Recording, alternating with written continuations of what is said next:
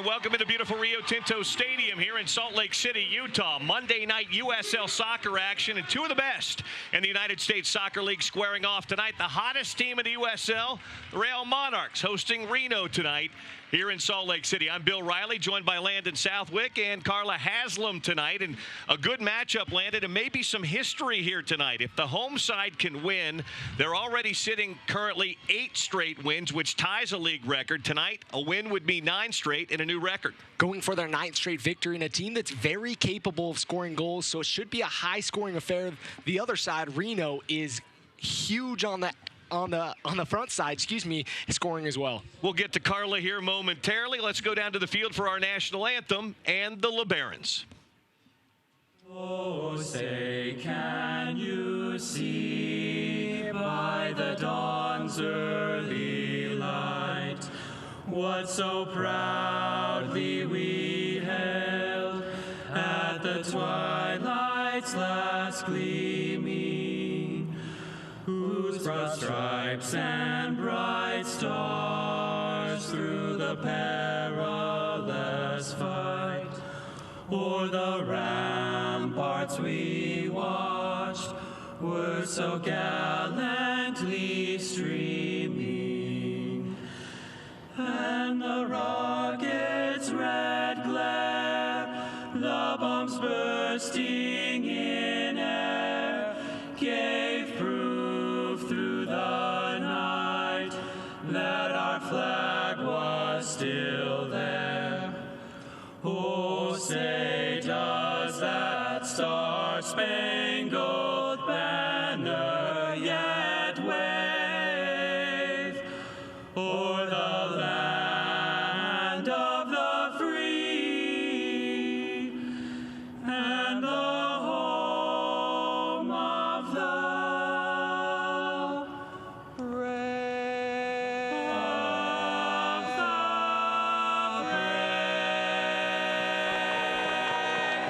Thank you.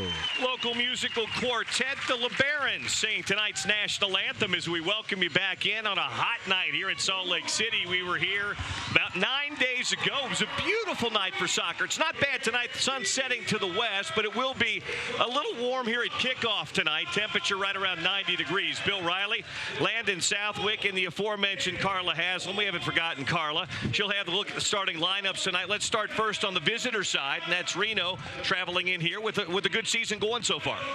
Yeah, no, Reno has bringing their top starters to the lineup today. Tarbell's going to start in goal, number 0, and then for that defensive line, Reno's bringing Murrell, Griffiths, Ockford wearing the captain's band, and Richards. In the midfield, you have Lagrasa, Weehan, and Ewell, and Mafeka, and then up top, playing forward, Hopano, and their big goal scorer, 12 goals this season, number 9, Kelly, as their forward for Reno. Yeah, Landon, if you look at Dane Kelly, he's been awfully good this year. 12 goals this season, got his 60th career goal in USL play. He's really the danger man up top for Reno. 60 goals in 6 seasons. This is his most productive season to date in his professional career, and a guy that they have to watch out for. Last time these two teams matched up in April, Monarchs got a 5-3 victory, and he did not start, so they didn't have to deal with that. On the other side for the Real Monarchs, Carla, not a lot of change, a couple of changes. Some guys got some action in Open Cup last week and on the weekend with Real Salt Lake. What's Mark Briggs trotting out tonight? Today you're going to have Lalo Fernandez in goal. In that defensive line, you're going to have some newer players, Pay, Horst, Karinga, and Gallagher. Holness and Beasler are going to be in the midfield with Brody and Velasco. Changing things up, he's going to play next to Velasquez and Hoffman up top. Hoffman tonight comes in with 8 goals. We know that Sebastian Velasquez, Landon, can be very dangerous. Give me a couple of game keys tonight here. If the Monarchs are going to get 9 straight, what's got to happen? Monarchs have to control the midfield. Tonight you'll see Holness replacing Charlie Adams, who's out with the hamstring injury. You have to see him and Beasler stay on the same page and allow Velasquez to have the freedom to serve Hoffman and Velasco out wide. You've got Velasco and Velasquez, and of course a very solid midfield with Holness, Beasler, and the ever so hard-working Andrew Brody. Home side tonight in the all-blue look, the blue jersey, blue trunks, blue socks. The visitors from Nevada tonight in their gray look with the gray socks and the gray trunks. Very similar look. If they had the big old light blue Target logo, they'd look a lot like the Minnesota United FC who went here on Saturday night. It's a night that saw Real Salt Lake win it 1-0. We're underway. Great to have you in tonight at Rio Tinto Stadium. If you're tuning in tonight on USL or the YouTube stream, Reno moving right to left to get across your screen. And if you're tuning in tonight on our flagship radio home, ESPN 700, left to right moves the Monarchs across your radio dial. Long ball over the top. Nobody in particular there. And Lalo Fernandez got his first Real Salt Lake career start last week in Sacramento against Republican Open Cup play. Gets the start tonight, and they played up the far sideline. Not the prettiest night for him to get that debut with the first team. Down here in the USL level, has 2 clean sheets, and has had a good season so far. Ball played back, a little high pressure here from Reno tonight. Not something you see a lot from opponents here, either on the USL or Major League Soccer level. Most teams will not high press the home side. And there's a ball up in the air. Looked like Brody reached his hand up and maybe got a piece of that. That's going to be a foul and a restart here for Reno. Second minute and scoreless.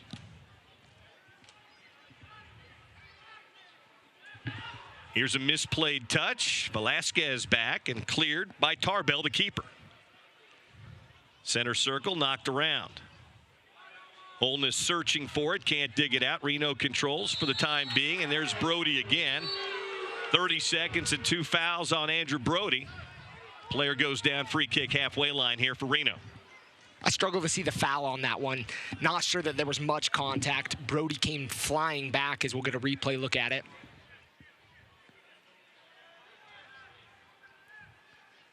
Little contact, not much there. Pretty soft foul. Reno restarts.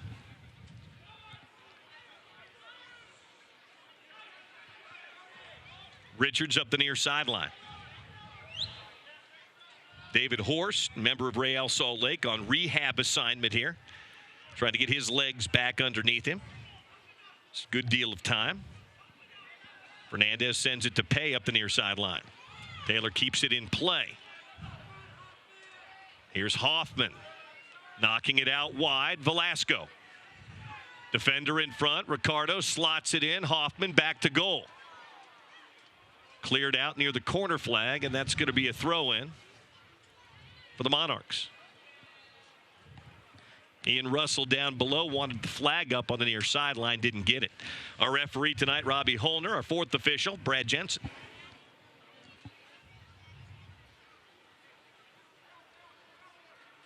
Velasquez works it out for a corner kick for the Monarchs. Well done by Sebastian.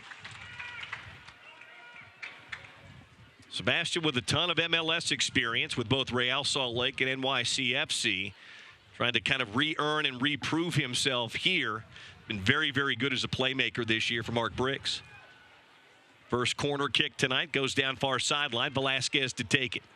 Hoffman post up inside the 6. Left-footed ball, top of the 6, headed out and cleared nicely by Wehan. Holness keeps it in. Velasco has it near sideline.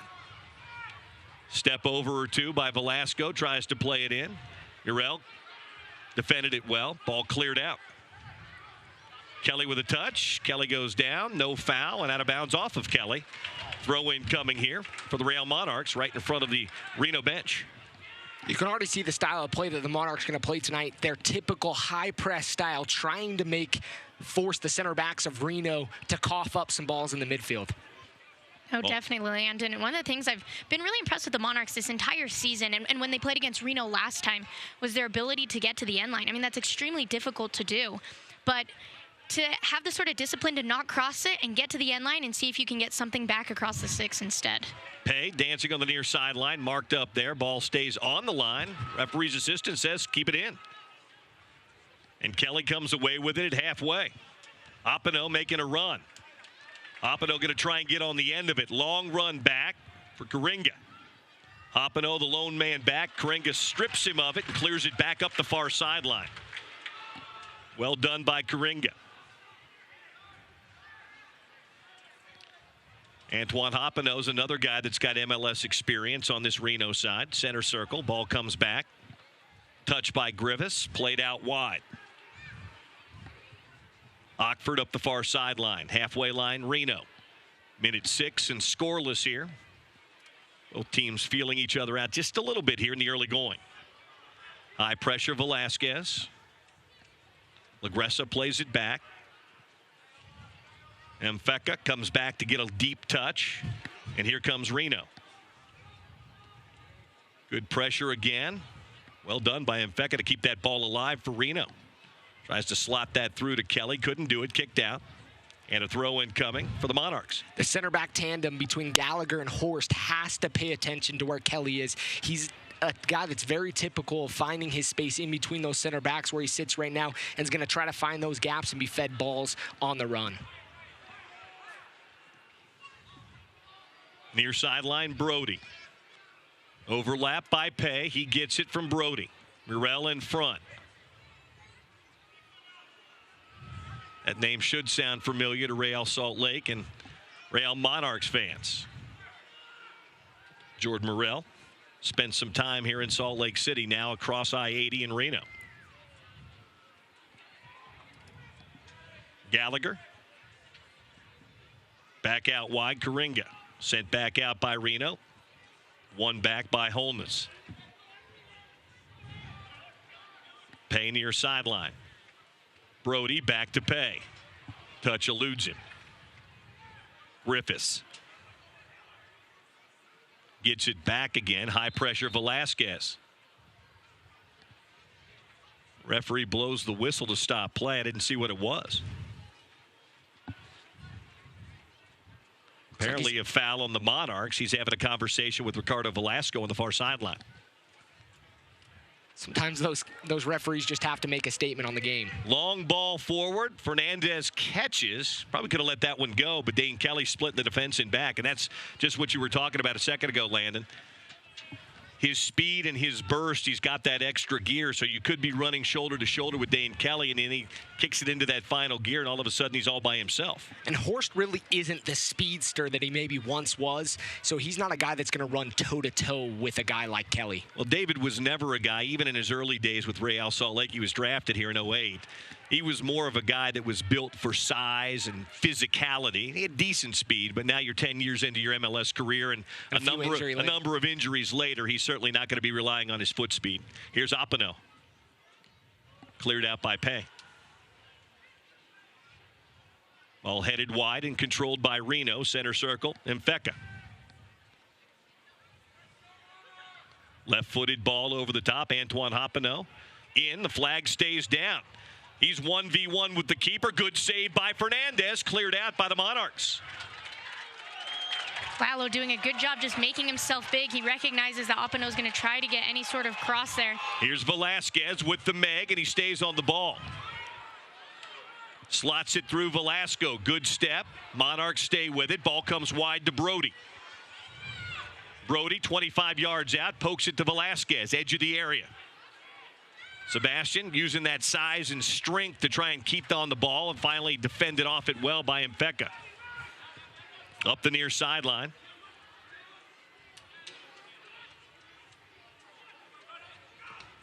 Already this Reno team doing a much better job of keeping possession than when the Monarchs played them last time in Nevada. One of the difficulties that Reno had was just controlling it in their back line and building out of the back line. But we see a very different team here in that they like to find their midfielders.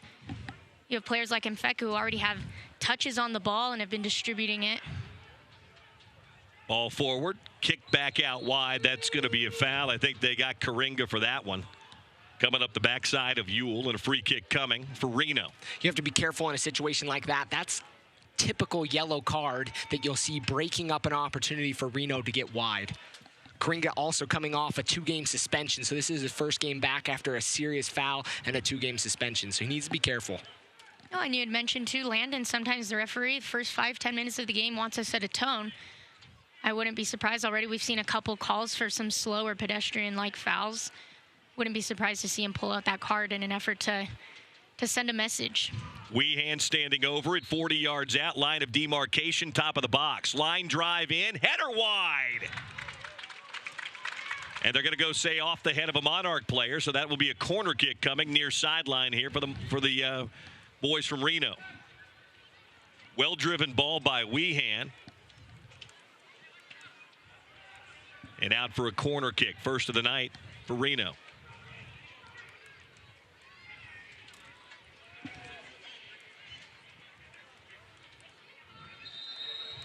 Mfeka inside the 6, and the referee again going to have a lecture and a conversation with the guys outside here. Weehan stands over it at the near side corner. Ockford, the captain, and Gallagher come back together again. There's the whistle, and here we go. Weehan's ready. Line drive, back post. Settles to the feet of a player, but Pay runs it the other way. And here's the long strides of Taylor Pay through the center circle, and then he gets away from him. He was going to try and take one more touch and probably play that ball ahead to Velasquez, but he never got that touch. Great tackle by Muriel to be able to read that 1 or 2 steps behind, but times it perfectly.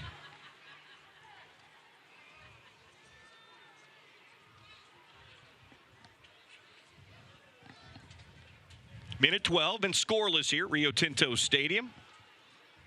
Monarchs and Reno, 1868 FC. It's a mouthful, by the way. Knocked out of bounds, touched last on that far sideline by Karinga. Throw in Reno. Mentioned at the top of the broadcast tonight. Right now, the Real Monarchs have tied 8 consecutive wins, and there's a poor touch by Morel down below. That's going to be a throw-in for Brody.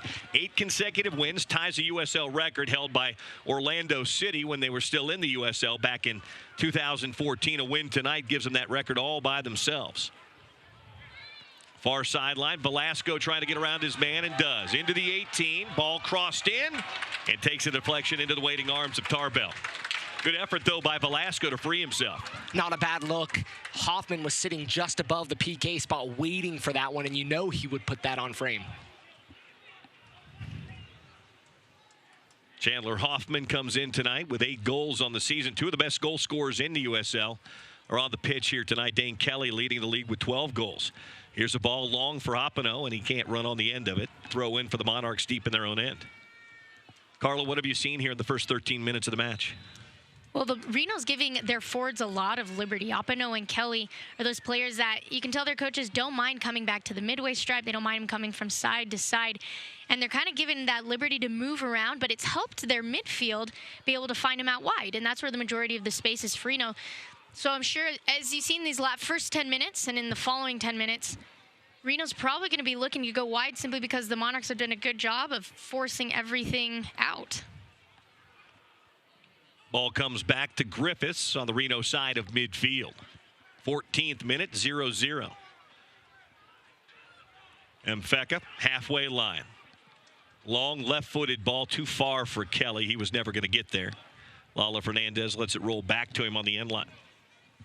So 2 of the highest scoring teams in the USL, 30 goals and 28 goals respectively for the 2 teams. So we should see some offense tonight, but nothing going really through 14. Oh, we said that in the MLS match on Saturday night. You had 2 of the worst defensive teams in Major League Soccer, and we got a fluke goal in the 84th minute was all that we saw. Perhaps the message from both head coaches Saturday night settled in. Got to defend. Here tonight, we just don't have a whole lot of offense yet. But goals might come. Here comes Velasquez. Playing that ball out wide. Hoffman plays it back. Will it get there? Karinga keeps it in, then gives it right back away. Nope. Hoffman finds it. Velasquez, left-footed drive, defended away. Pay tracks it down. Plays it near sideline for Brody. Brody with a defender in front. Brody to his left foot, cuts it inside. Holness couldn't get there, and it's kicked out by Reno. And a throw in for Taylor Pay. I'm kind of surprised at Reno's defense. They're allowing Brody to have that much space and to size up defenders. He's going at defenders, and you should expect that all night. He's going to continue going at it and get crosses in the box. Velasco wide, defender in front. Edge of the 18, Ricardo Velasco plays it back out to Beasler. Beasler across to the Salt Lake City native, Taylor Pay. Now Brody runs on the end of it near sideline. Morrell in front. Good pressure by Hoppino to play it out. They're going to whistle a foul on Hoppino. Another soft foul called by our referee, Robbie Holner, tonight. Referee definitely setting a tone for the game. He's letting them know you're not going to be able to swim people. You're not going to be able to put your arms around them, giving a little elbow. Which is a little interesting because Velasco, on the earlier one, did the swim move and got away with it. Free kick, Sebastian Velasquez. 35 yards out, squarely in front of the Reno bench.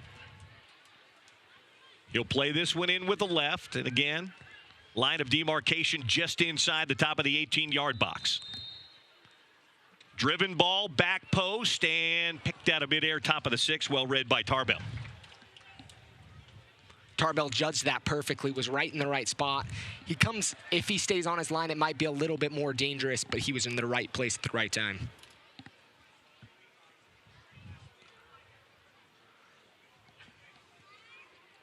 Here's Griffiths in back.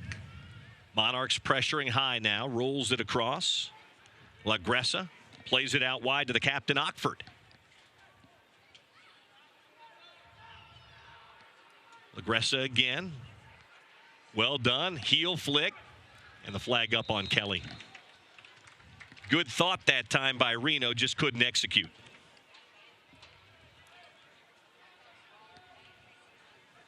Monarchs defense playing a little more conservative than I've seen in them in the past couple of games.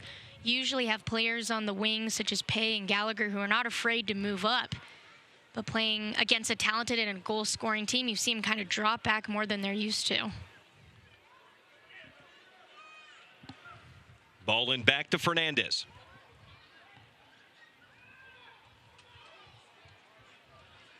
Horst takes a touch along the near sideline. Clips one ahead, knotted down by Griffiths, taken down by Velasquez, back to Pay. Well, missed hit. Horst gets it back and plays it all the way back to Gallagher.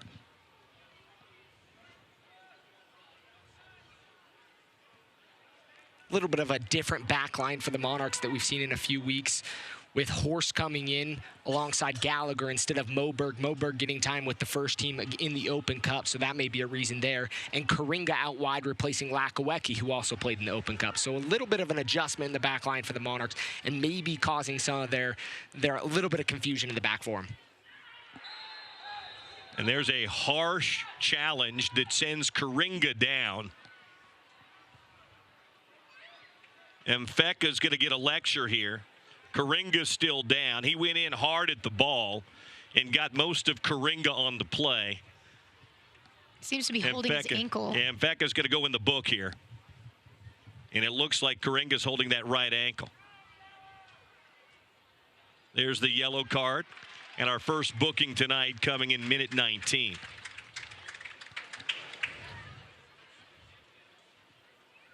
Just as a precautionary measure, Max Lakawecki up, stretching, just in case he has to make an entrance here early on. Max played in that Open Cup game a week ago, too, in Sacramento. Well, not quite a week ago, 5 days ago in Sacramento. And training staff now tending to Karinga. Here's a look at the challenge. Get out the magic spray. Yeah, late from behind. That's an easy call for the referee. It doesn't feel good to get those studs right into your ankle. You know, we've mentioned the 8-match winning streak for the Monarchs. Well, they've got a pretty good home streak going right now, too. 7 in a row at home. Now, that Orlando City FC team we mentioned that they're tied with for the all-time winning streak has the home winning streak record in USL history, 13 games. So a little bit of time, a little bit of work to be done. First things first, get the match tonight. And we're scoreless here in minute number 20. Free kick here for the Monarchs. Gallagher just across midfield on his side of midfield. Plays it to Holness, and now we'll restart it again. Here's David Horst. A lot of green in front of him. Plays it to Velasquez, back to Horst. David knocks it up along the near sideline to Pay. Plays it into the box. Knotted down, and Mfeka clears it out. LaGressa. Plays it back out wide again. Through the center circle it comes to Ewell. Ewell ahead. Mfeka couldn't spring Kelly far side. Good step by Karinga. Looks like that ankle's okay. I don't even think he ever left the field. Well, they got the magic spray out. Magic spray. You don't need to leave the field when you've got the magic spray. If you can't find Mr. Miyagi, the next best thing is getting that magic spray out. I'm more curious of why the ref didn't have him leave the field. The center referee, typically in a play like that, trainer comes on, you have to step off the pitch for a few. Pay up the near sideline.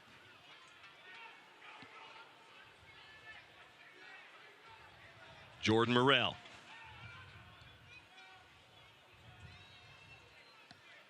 Weehan wanted it back. They couldn't get it to him. Far side now. Reno into the attack. Good step and a break up there by Karinga. Velasco runs it the other way. Ricardo sprinting by the defense. He needs some help.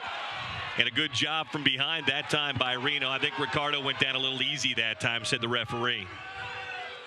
Felt the pressure. Landing gear came up. Yeah, there wasn't much there. Ewell. Back to Morrell. Griffiths. Ockford going to try and get there. The captain tracks it down far sideline for Reno.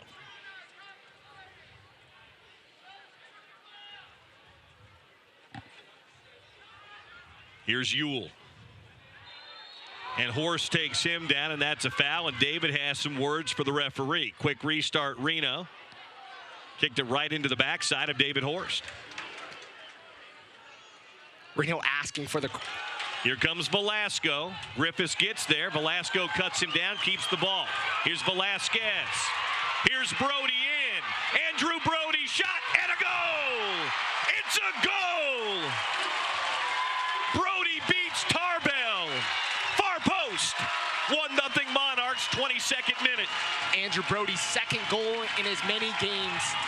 Finally getting the credit he deserves, putting this one in the back of the net, and that was calm, cool, and composed as he slotted that to the far post. No, a lot of players would be tempted when they first get the ball to just shoot it. You have an open goal, shoot it. But he recognized that if he was able to take that cut in and take in his player, that he'd have the whole frame open. That's exactly what he did. Found the far post, even put a little bit of a spin on it to curve away from Tarbell. Third assist for Velasquez in his last two matches. He had two in the last match, and he's got one here tonight. And just a good read, but it all starts with the hustle play by Ricardo Velasco staying with it. Then Velasquez pulls up his head, finds Brody, and then Brody takes care of it there with the left. One touch, far post, 1-0 home side. While this is his second goal of the season, it's just as exciting as his first one. He's one of those players that just works so hard. We nicknamed him the Energizer Bunny because he just runs up and down the field. It's always exciting to have one of your hardest workers be the recipient of a goal. Yeah, we saw Brody get his first goal in the last match here, and now he's got two in as many matches. And Velasquez, early in the season, you'd see Sebastian take shots or go at goal. The last two matches, we've seen him play that ball wide, and it's resulted in goals here for the Monarchs. He now has 6 goals and 5 assists, having a stellar season for the Monarchs. So 1-0 home side, 24th minute here at Rio Tinto Stadium tonight.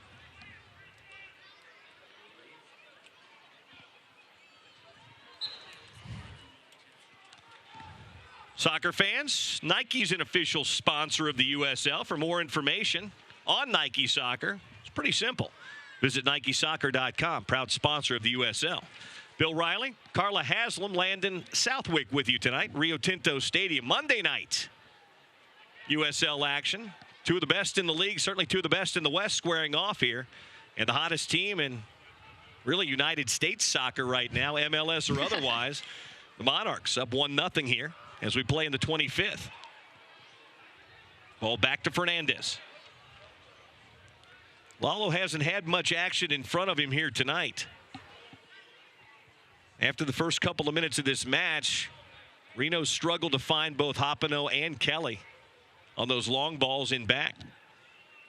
For a period of time, Kelly was sitting with his feet almost on the sideline, trying to see if he could find space on the wings, which isn't his style of game. I don't think he's that type of guy that's going to be sitting out whipping in crosses. He does have 2 assists on the season, but really more of his is running straight at guys with speed. He definitely plays more of that target striker role. Free kick far sideline. Karinga to take it for the Monarchs.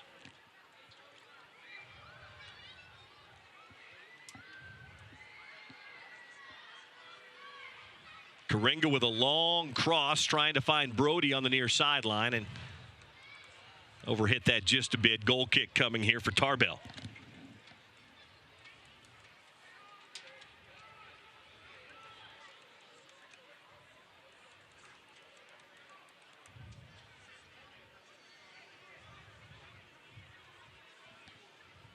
Reno plays on the road coming up this weekend. They'll go up to Portland and Providence Park to take on Timbers 2 on Saturday night. Griffiths tracks it in back, plays it back to Tarbell. LaGressa. Nobody's stopping the ball just yet. He plays it near sideline. Morel. Mfeka centrally. Reno's 1-3-3 when getting scored, when the first goal is scored upon them. So not a great team, excuse me, backwards there, when getting scored on first. Monarchs lead the West. 33 points is what they sit on. San Antonio's just behind them at 31. Charleston, the top team in the East, 27 points, and then Tampa Bay with 23. So right now, best soccer in the USL being played in the West. Foul against the Monarchs. Here's a look at it down below. Not a whole lot there. Feet just kind of got caught together, and Weehan went down. He'll have the free kick right in front of Mark Briggs down below. 27th minute, Weehan stands over it. Everybody piles up at the top of the 18-yard box. Weehan's ready. Pops it in. Headed back out again by Karinga. And out of bounds far sideline. Throw in there for Reno.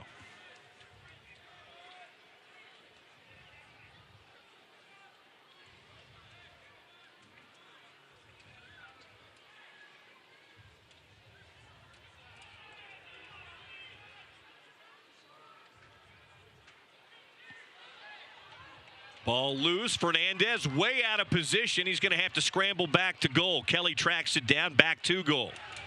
And then Brody defends it well out to Weehan. Agressa into the box. Headed out by Horst. Holness clears.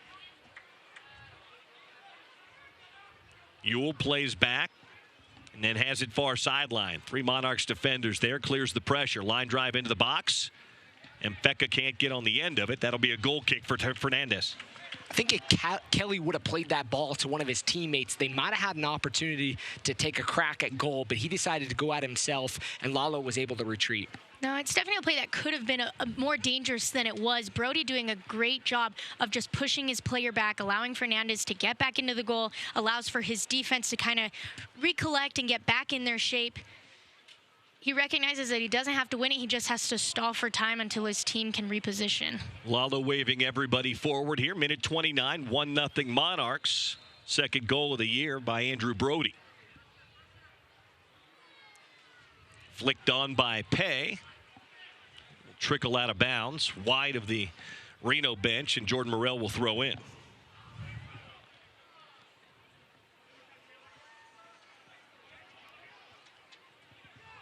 Holness wins it from Weehan. Brody back to Gallagher. It's a good job getting out of a tight spot. A lot of room in front for Karinga. Ewell closes. Ricardo Velasco has it. Sebastian Velasquez. Now Holness. Omar loses his footing. Tries to play it from his backside. Reno takes it away.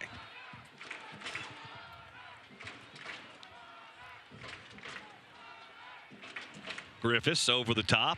Opino looking for it. Flag stays down. Horst finds it first, though, and nods it back to Fernandez. That's where the size comes in handy, able to find position again and knock it back to the keeper. Pretty good ball out of the back that time by Griffiths, though. There's Gallagher. Those are the type of balls that are going to test this Monarchs team with Hopino and Kelly running at. Either of those guys are capable of putting on the jets and going at those. Long ball, long run. Brody won't get there because the flag comes up first. Half hour in, 1-0 home side. Monarchs 1, Reno 1868 FC 0.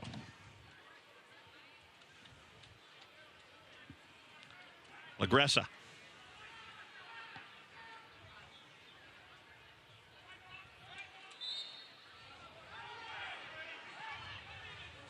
Put back in play. Mfeka.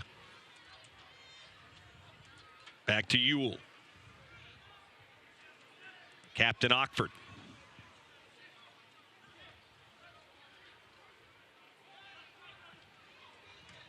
Morrell keeps it in, flicks it forward outside of his foot. Kelly wins it. He and Holness battling. And that's a foul on Omar. I was going to say, Holness put his hand over his shoulder in an effort to try to get the ball. Not going to get away with that one too many times. Especially against one of the better goal scorers in USL play. So Weehan will have another free kick just on the near sideline. 33 yards out to the right of Lalo Fernandez.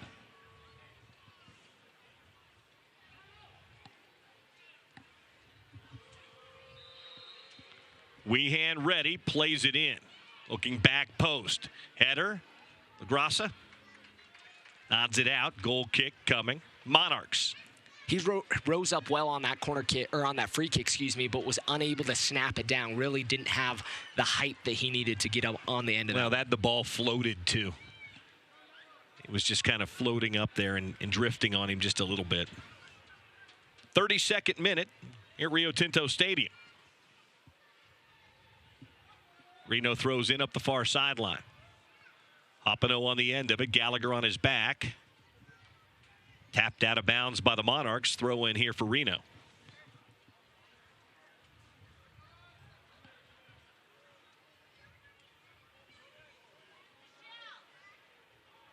Hopino. Well done by Karinga. Out of bounds. Touch last, they'll say, by Karinga.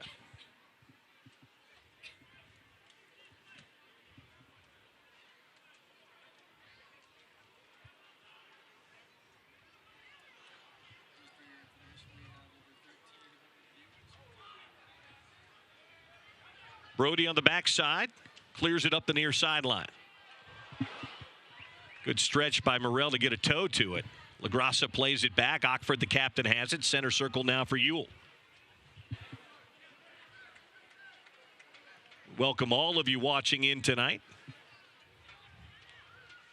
on our live stream and listening in on our flagship radio home, ESPN 700 in Salt Lake City. There's even a fan tuning in from Turkey tonight on the live stream. Or tomorrow. What day is it? Right. It is tomorrow in Turkey. Here's Velasquez. Wide to Karinga. I know Velasquez family in Colombia is also tuning in. Center circle, Beasler. Haven't called Nick's name very much here tonight. But he's one of those guys that I think plays a heavier role in a game even without being seen. He's often that guy that's breaking up passing lanes, finding himself in positions to create or to take away opportunities of the other team. Well, and he and Holness do a really good job of in their transitions of staying connected. Either one goes and then the other stays connected. Good pass by Weehan, finds Hopino, but he needs some help. 1v2 here. Hopino in. Hopino turns, fires, and scores. It's a goal. Hopino beat two defenders and then beat Lalo Fernandez far post, and we're tied at 1 here in the 34th minute. A beautiful turn there by Hopino. Defended well by the Monarchs to begin. Really turned, found space, and just fired it away to score his 5th goal on the season. Well, he made it look so easy, too. Turning to defenders is extremely difficult. But here he just takes his turn to the left, similar to Brody's goal, puts a little curve on it, sends it to the far post. Again, just makes it look so easy. Gallagher and Pay were there. Horst kind of got caught ball watching, and so did Fernandez. I don't think they thought he was going to turn on it. I think they thought he was going to pass back to one of his midfielders on top of the moon. 1-1 now, 35th.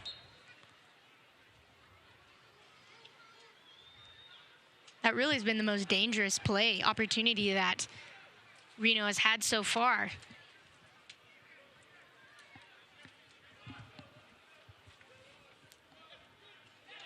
Fifth goal of the season for Antoine Opino.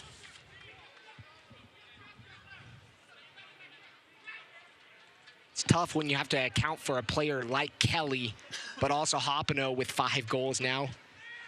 17 goals between the two of them.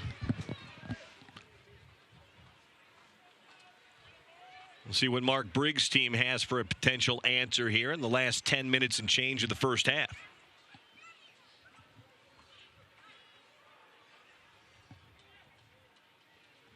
Velasco to Brody near sideline. Brody going at Morel. Crosses through, headed out. Right back to Velasquez. Give and go with Velasco. Now Holness back to Pay. Back up ahead, Brody takes a touch. Now another. Steps over. Plays it across. Through the 6, flipped out. 2 great crosses by Brody.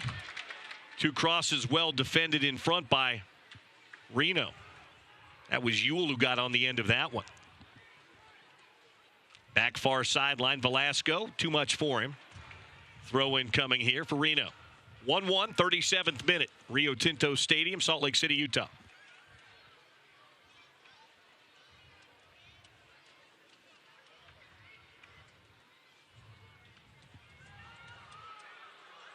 Cleared high and long across midfield. Pay finds it. Opino runs onto it and knocks it away from Holness. Ooh, you could hear that collision up here. Both players pop back up again. Cleared out by Gallagher and a throw in as it goes into Ian Russell and the Reno bench. Oh, man. Take a look at that once again. Holness coming in hard. And LaGrassa, who was coming in hard with him. Seems like he gets a cleat to the stomach, but they both popped right back up. Nobody the worse for wear right now, except for Kelly, who's laying down and was no part of the collision anywhere. Holding his left hamstring just a little bit right now. 38th minute, 1-1. Water break all the way around here.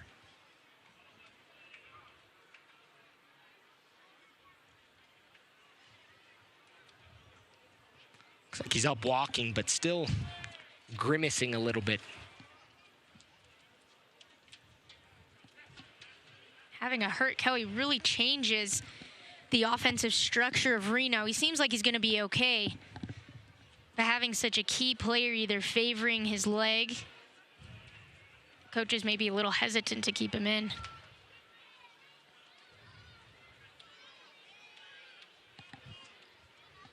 That'd be a big loss for Reno if Kelly couldn't go. Looks like he's going to come back on. Stretch it out just a little bit, see what he can do here. Still unsure what happened. Gallagher had cleared the ball out. Kelly may have run into him as he was clearing it.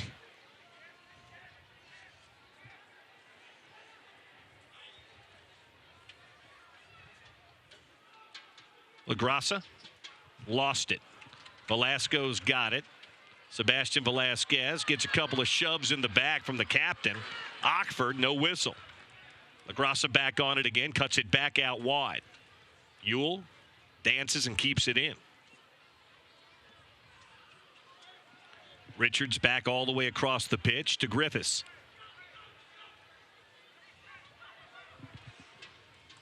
Long ball over the top, long run for Ewell. Not going to get there. Throw in Monarchs.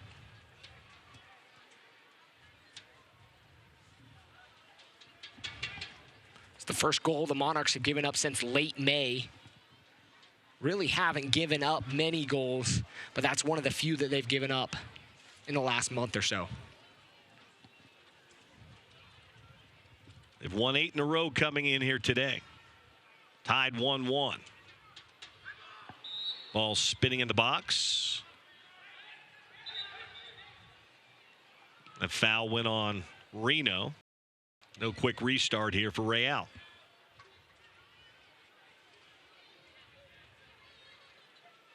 Karinga back to Gallagher. Kelly going to pressure the ball. Karinga plays it back to Gallagher a little bit further back.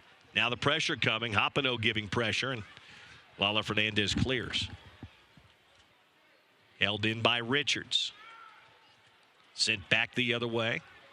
Tracked down by Griffiths. 41st now, 1-1.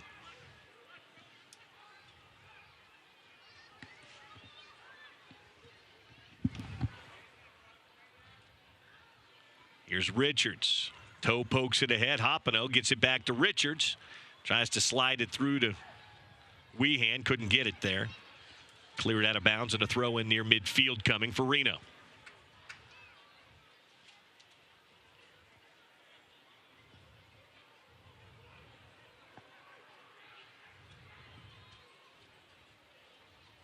For the most part, this Reno side has done a good job defending one of the best offensive clubs in the USL right now in the Real Monarchs. Have not been able to create as many chances as we've seen in recent weeks. Here's a long ball up the near sideline. Morel's going to get on it. Meggs Pay, but Pay tracks it back. Brody has it to Holness. Back to Pay. Now Beasler.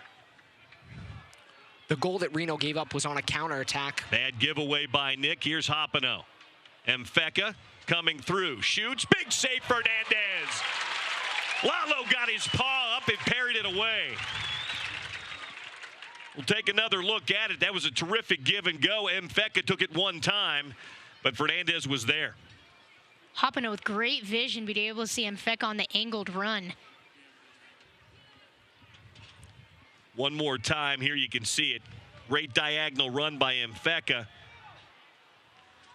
And a good job by Fernandez to come out and cut down the angle. Looks like Beasler was a little slow to come back and defend, and Horst was a little too far away. Second corner tonight, played in, middle of the 18. Griffiths couldn't redirect. Out to Kelly.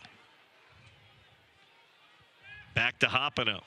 It's not often you see your two forwards outside the 18 on a set piece. Here's a chance for a counter. Omar Holness. Touch gets away. Well done there. LaGrassa. 1v4 now for LaGrassa. He's going to have to wait for some help. See, I'm looking for anybody. Well, when your two strikers are sitting back, like you just mentioned, defending the counterattack, there's no one up there to provide service to. 43rd minute. Holness turns it back upfield. Hoffman wide. Velasco. Back halfway line to Beasler. Switches near sideline, Taylor Pay.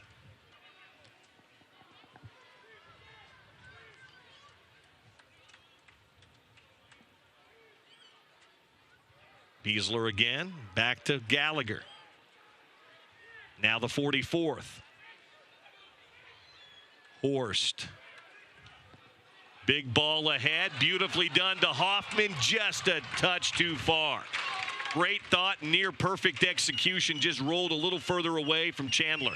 He takes a little pace off that pass, and Chandler Hoffman gets on the end of that one.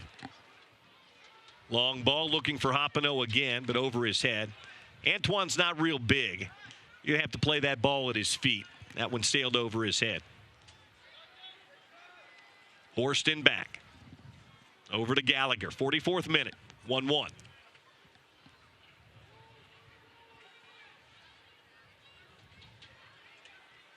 Monarchs just trying to keep possession at this point. Only a couple minutes depending on how much stoppage time is allowed. Your main priority at this point is just keep the other team from scoring. At halftime, you can go back, regroup. Little love tap from behind on Hoffman from Ockford. Space ahead, Velasco. Ockford back defending. Well done by the captain from Reno. Goal kick coming. And maybe the most annoying thing as a striker is when the ball's rolling out of bounds and the defender's just trying to keep you out of it.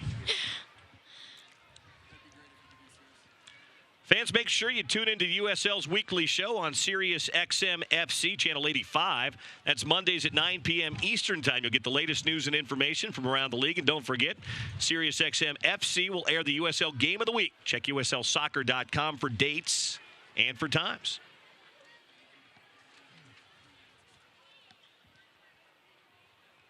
'45th minute, goal kick coming here for Lalo Fernandez.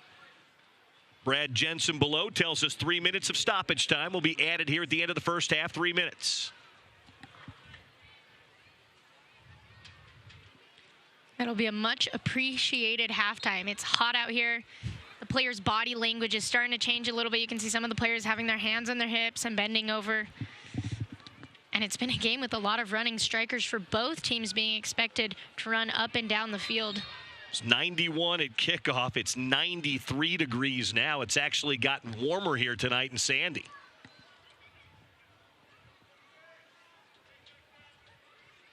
Thankfully, the sun is set to the west here, so they're not in the sun, but it's, they like to say it's dry heat. You got to love the picturesque stadium with the mountains in the backdrop. Beautiful night for soccer. Velasco broken up far side by Richards and sent back the other way. Coringa tracks it down. Into our first of 3 added here at the end of the first half. Beasler through the center circle, makes a long switch up the near sideline. Brody can't quite get to it. And a throw in coming for Reno. For the first 20, 25 minutes, you saw a lot of action up this right side with Pay and Brody. As of recent, you've seen that drop off a little bit, and I think that's something that they need to go back to continue to have that success. Held in by Horst at the halfway line.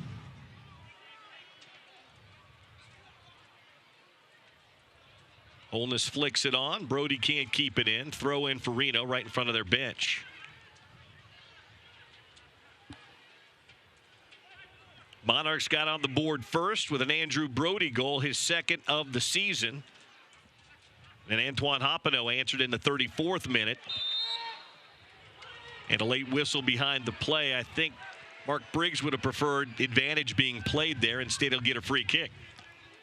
It's one of those situations where you want to continue moving forward. You have players forward, you have possession, you've got them on the heels a little bit, but that one gets pulled back.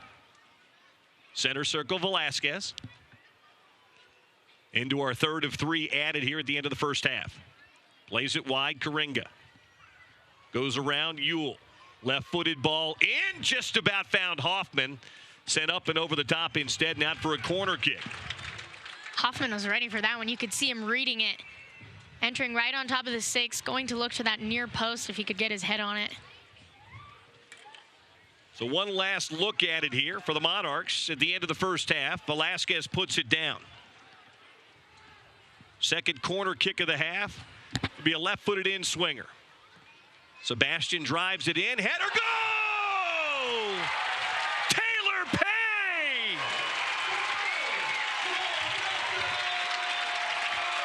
On beautiful service from Velasquez. Makes it 2-1 in the dying seconds of the first half here at Rio Tinto Stadium.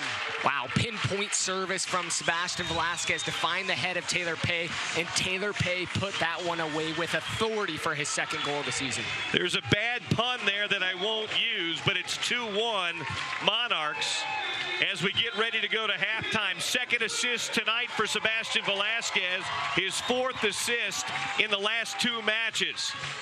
The service was spectacular, and Taylor Pay didn't give any chance for the defense there as he nods it into the back of the net, right over the top of Mfeka and in. And the whistle blows and tells us that 45 minutes of soccer have been played here at Rio Tinto Stadium.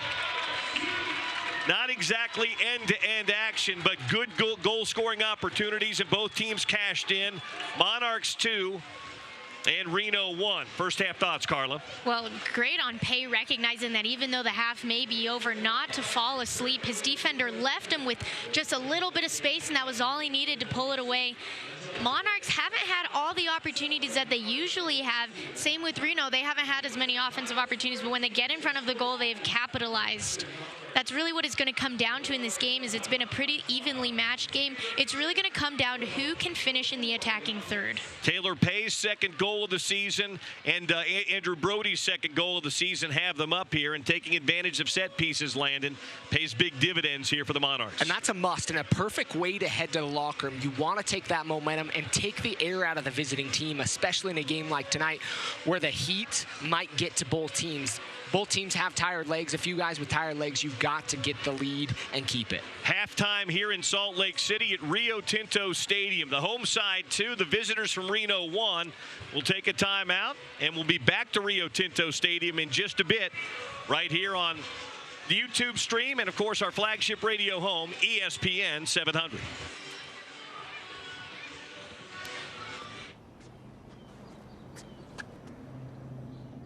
Here is my handle and here is my spout.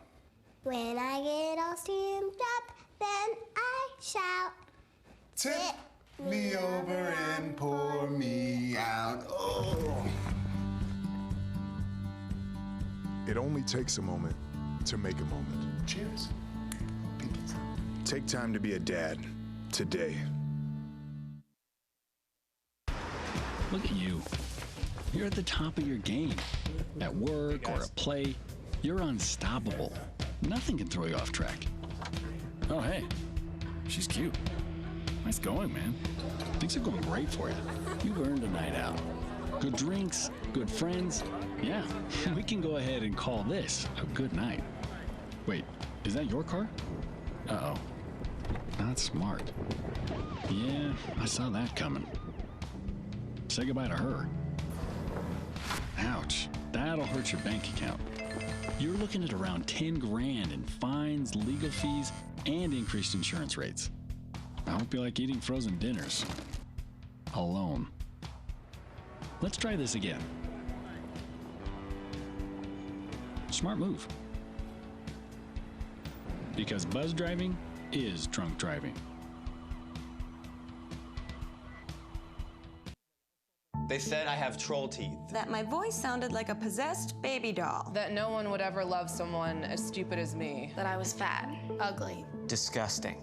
The effect of bullying is potent. We will no longer be the silent majority. Now, when you see online bullying, there's something you can do about it. We're gonna take action with the I. I am a witness. I am a witness. I am a witness. I am a witness. I am a witness, and so are you.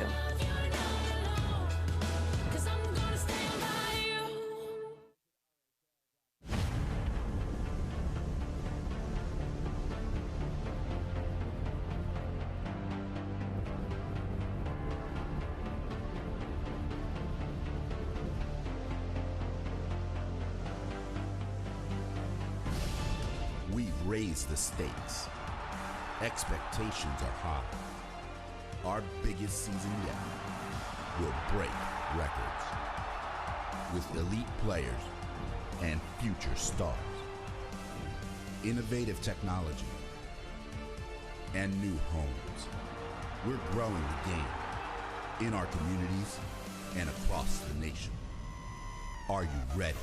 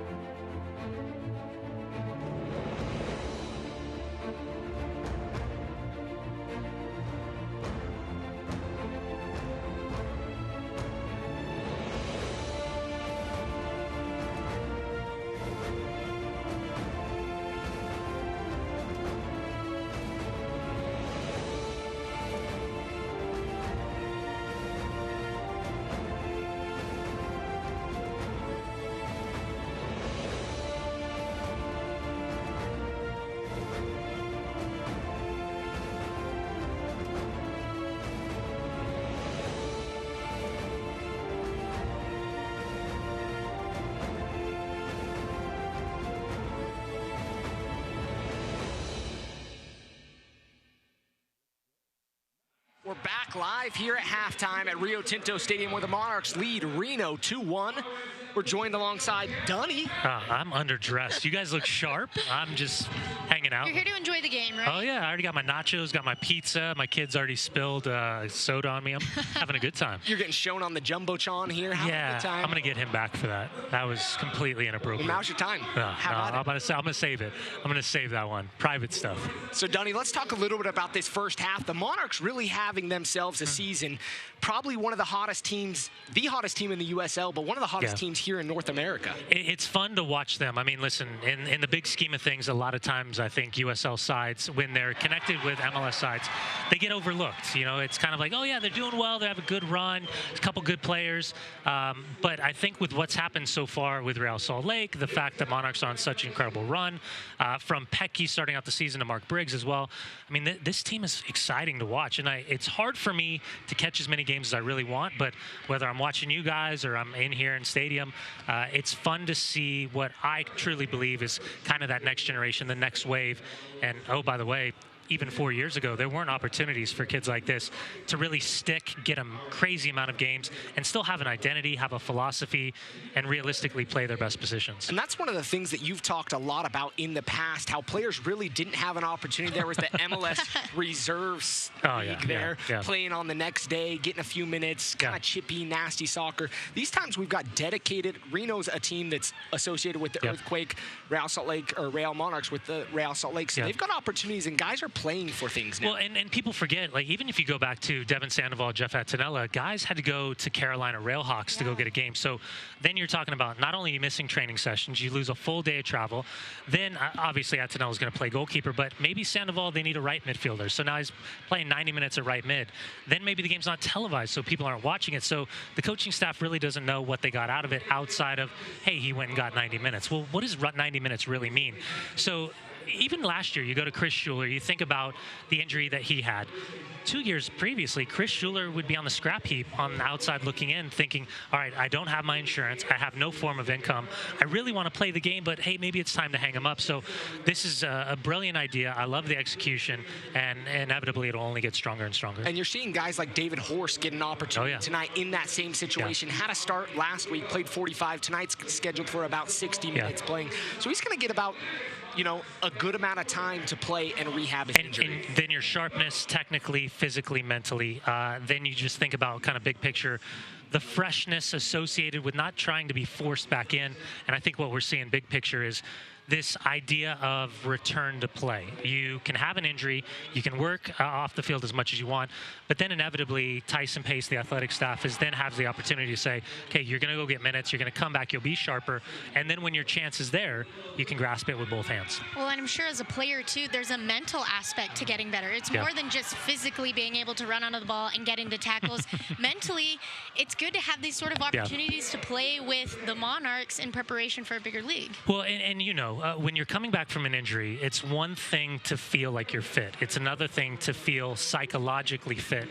And when you go into that first tackle, you want that first tackle to be in training, but then you also want that first tackle, that mindset to be, okay, I'm strong enough now, I can go in as hard as I want, and I don't have to worry about it anymore.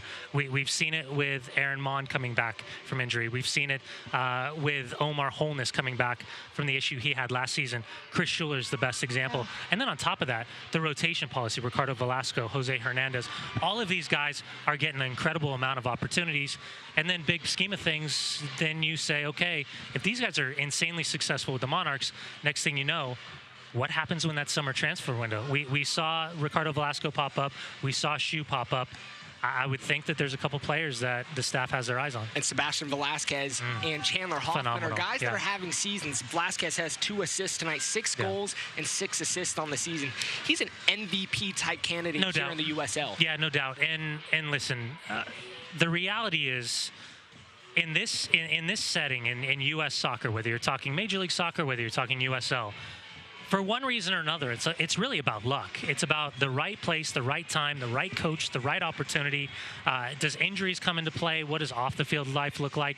And it's been good to see Sebastian come back, settle in. He was insanely successful in Oklahoma last year, and even with Chandler. Chandler called me, and he was asking Monarchs, what's going on with Monarchs? What's this like? What's the environment?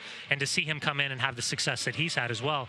I mean, Beasler, Pay, Brody, I mean, all these kids have done really, really well. You know, we oftentimes get asked the question, I'm sure you've been asked this question, why didn't it work in the first 2 years? And a lot of people don't understand that it was a whole different philosophy. Yeah. Freddie Juarez was asked to do a different task. Yep.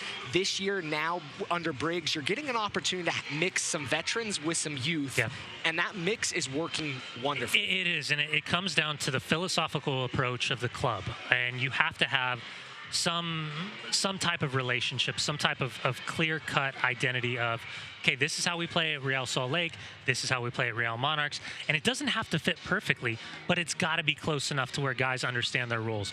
And when opportunities are available, you got to grab them. And again, if I was just actually downstairs talking to Tyrone Marshall, I came into Major League Soccer as a second Project 40 player in 1997, which is now what Generation Adidas is. You're dating yourself. I know, I'm 40. I'm super old. It all makes sense now.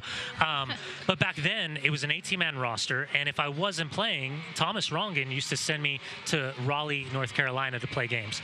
I was playing a right midfield. I was playing a left back, and I only had to go away for a few times, but the idea was to get games. Now imagine here, Jose Hernandez or Velasco or Omar Holness or whoever, insert any guy.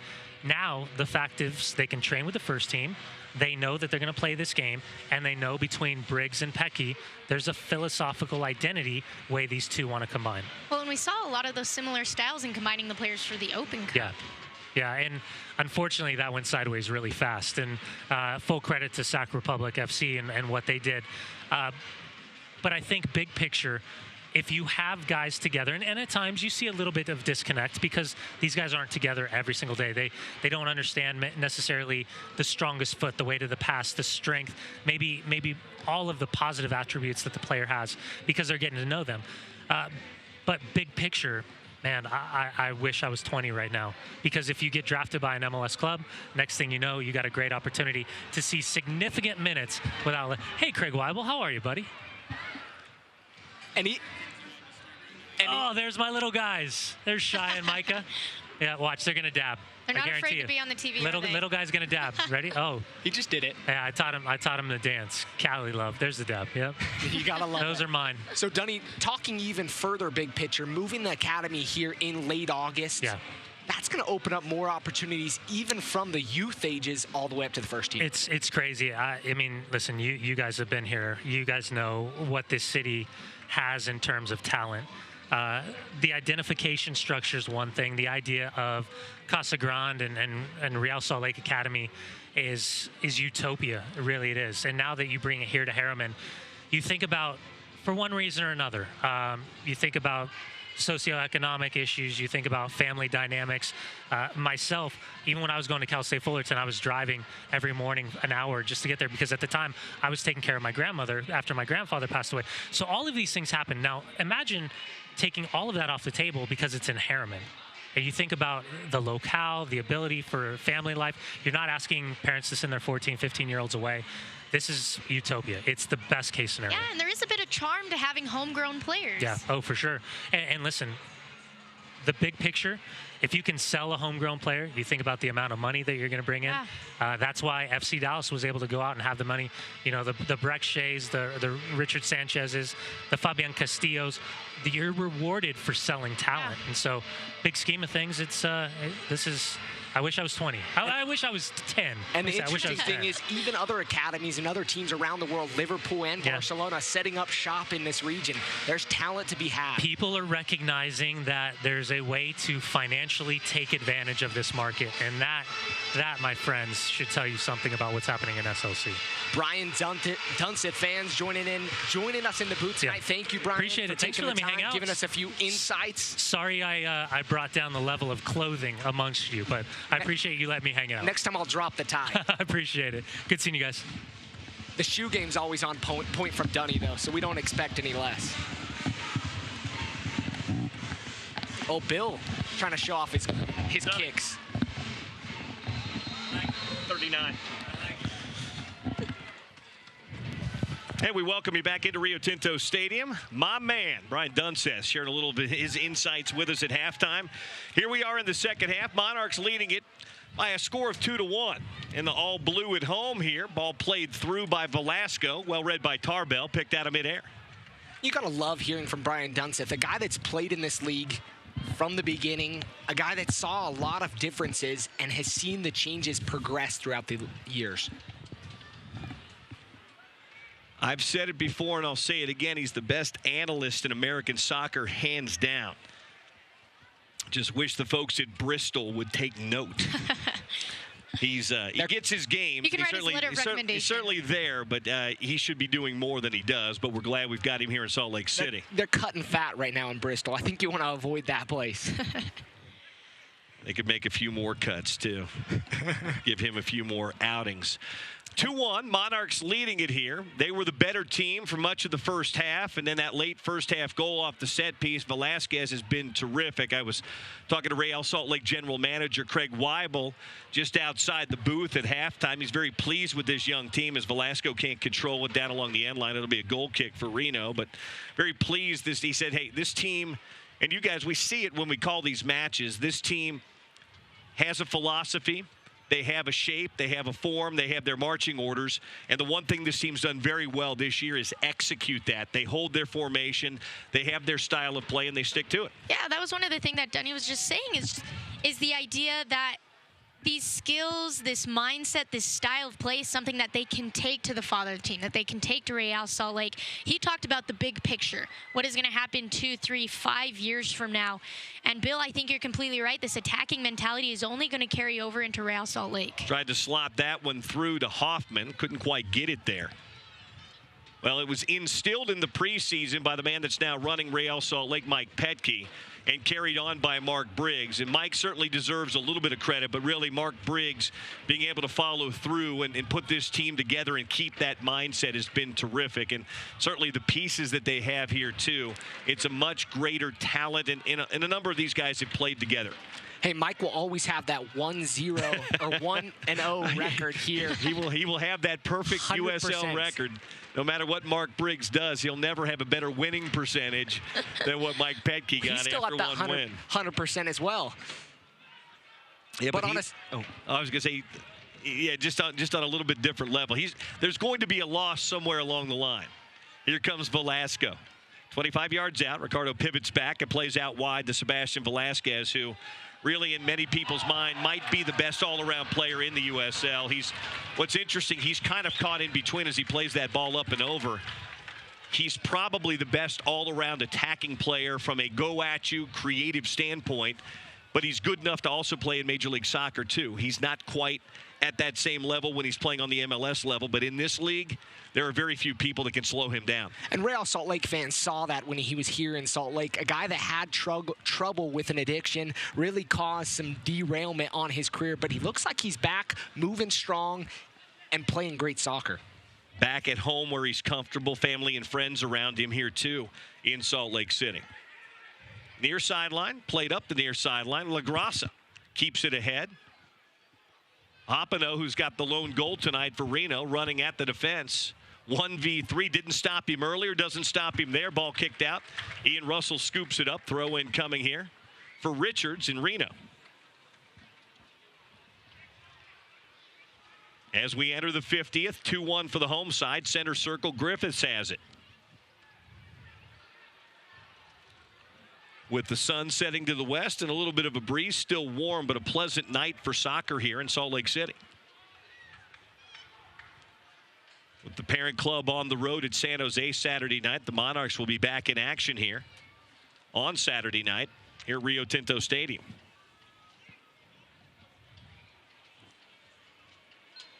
Pay looking to get it in, the man who's got the go-ahead goal right now. Velasquez switches near sideline. Karinga. Velasco runs it back. All the way back now to Lalo Fernandez.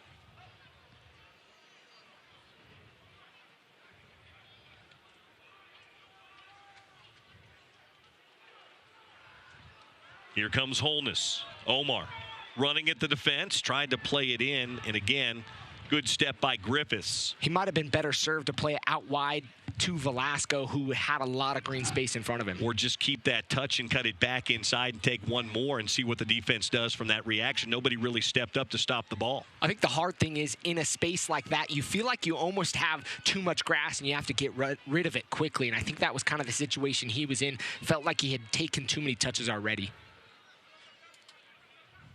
The other big reason for success this year for this Monarchs side is not just the first line, first 11 talent. They're very deep. You look at Jose Hernandez on the bench tonight, Daniel Haber on the bench tonight, Max Lakawecki on the bench tonight. And that doesn't even account for Adams, who's out tonight with a little bit of a hamstring tweak.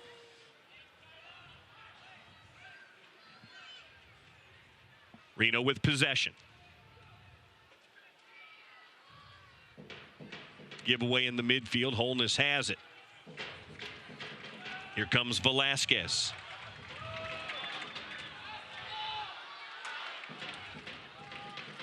Sebastian needing a little help. Karinga makes the overlapping run. He gets it tapped out to him.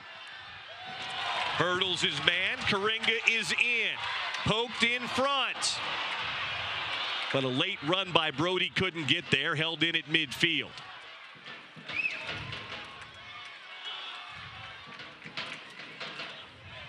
Velasquez up the near sideline.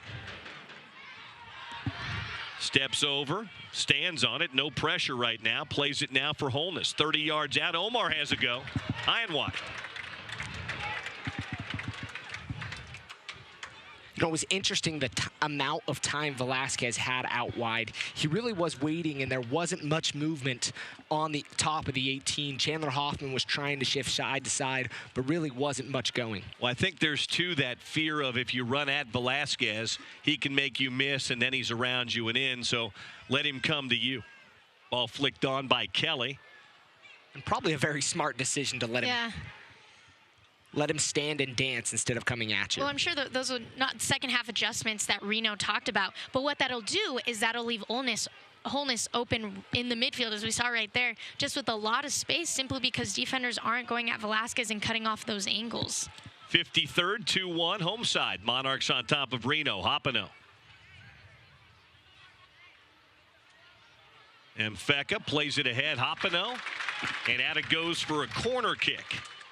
First corner of the half coming for Reno, third of the match. Great tackle there by Gallagher to go to ground. If he doesn't go to ground in that situation, Hopino's probably in with an opportunity to square it across the 6. Weehan puts it down. 4 assists on the season for the Reno midfield man. He's ready. Loops it back post and overhits it. Murrell tracks it down, can't get there. Throw in coming for the Monarchs. Weehan getting his free kick practice in today. There's been a lot of calls and a lot of corner kicks. Holness with the switch, far side to near. Karinga gets on the end of it.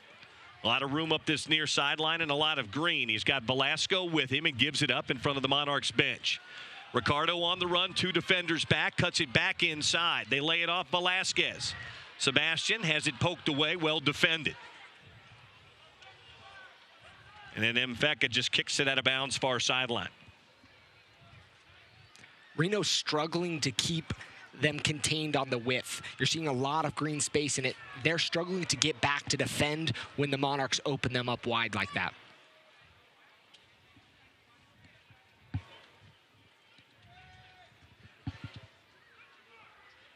'55th minute, early second half, still 2-1 Monarchs. Available substitutes tonight for Real, Moberg, Lakawecki, Haber, Hanlon, Hernandez. On the other side, Silva, Fernandez, Burgos, Brown, and Pridham.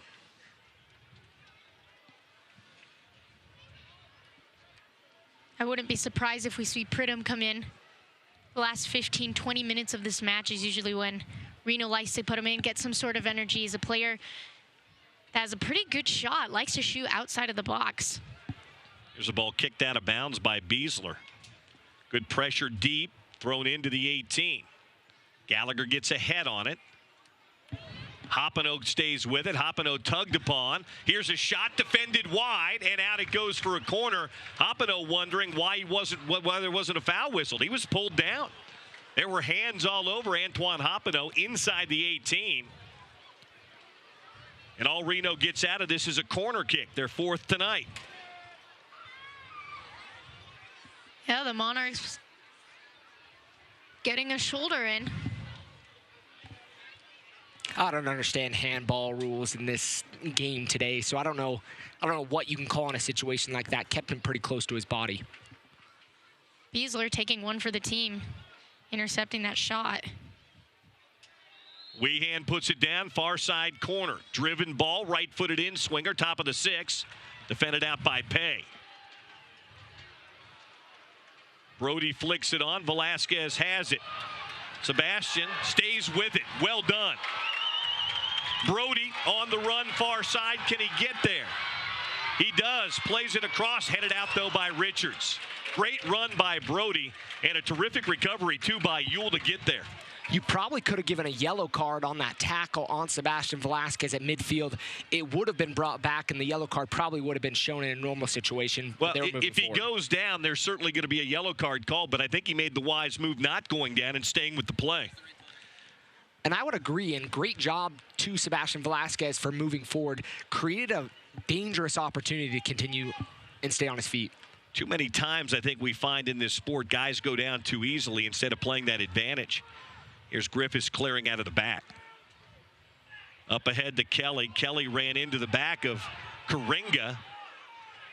Karinga going down. I didn't see it. Did Kelly get an elbow up on him? I think he's arguing his elbow.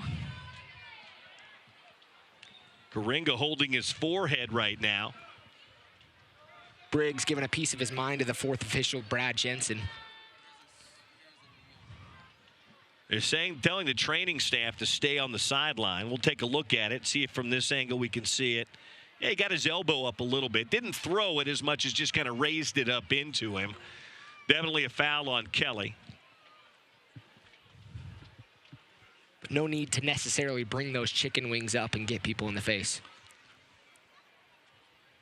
Karinga's going to be okay. We'll see if they keep him on. They make him step off. A couple of times in the first half, the referee didn't even send him off and get him wave him back on again. Kind of blows me away that first half. It didn't creative officiating tonight here by referee Robbie Holner. He will come off, and we'll see our first sub of the night coming here.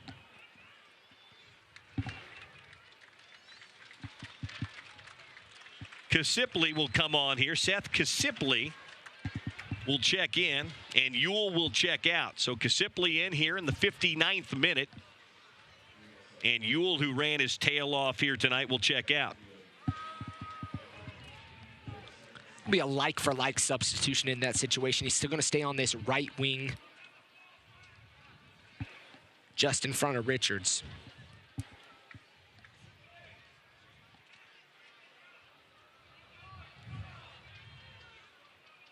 All the way back to Lala Fernandez. So I guess they didn't end up giving him the foul.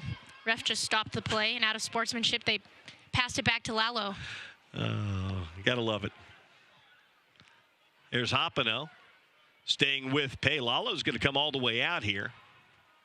You wonder at what point the USL will adopt that replay system that we see in the Confederations Cup. Adds a different twist to the game. Well, I'll tell you this, Major League Soccer right now is quietly experimenting with the replay system. They're not using it in games, but they've got the officials on site at different venues experimenting, including here at Rio Tinto Stadium. And the USL as well. Each team's getting about 2 of those opportunities, not playing on the field, but doing the same thing that Major League Soccer is doing, having them in the stadium and working the system. Well, Dane Kelly just looks off his game a little bit tonight. That ball got by him too easily. Here comes Velasco.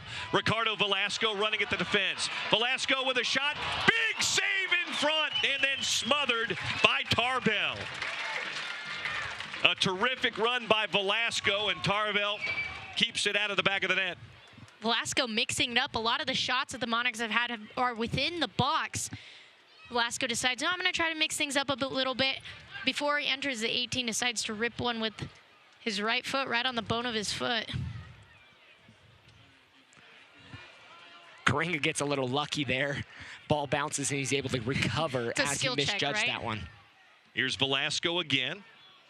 A love tap again by the captain, then cut down by Kasipli, who just checked in, and that's a foul on Kasipli. Hey, soccer fans, just a reminder, Nike's the official sponsor and partner of the USL. For more information on all things Nike Soccer, go to NikeSoccer.com. Going to see our first substitution tonight coming here for the Monarchs. Here in minute 61, David Horst. They're trying to keep David at that 45 to 60-minute mark as they work him back into form for the parent club, Real Salt Lake. And so he gets an hour in tonight, plays solid soccer, and Max Lakawecki checks in here in the 61st. And the adjustment you'll see from the Monarchs is Karinga's going to move to the right side, Lakawecki's going to slide in on the left side, and Pay's going to move in from the outside back position to play alongside Gallagher.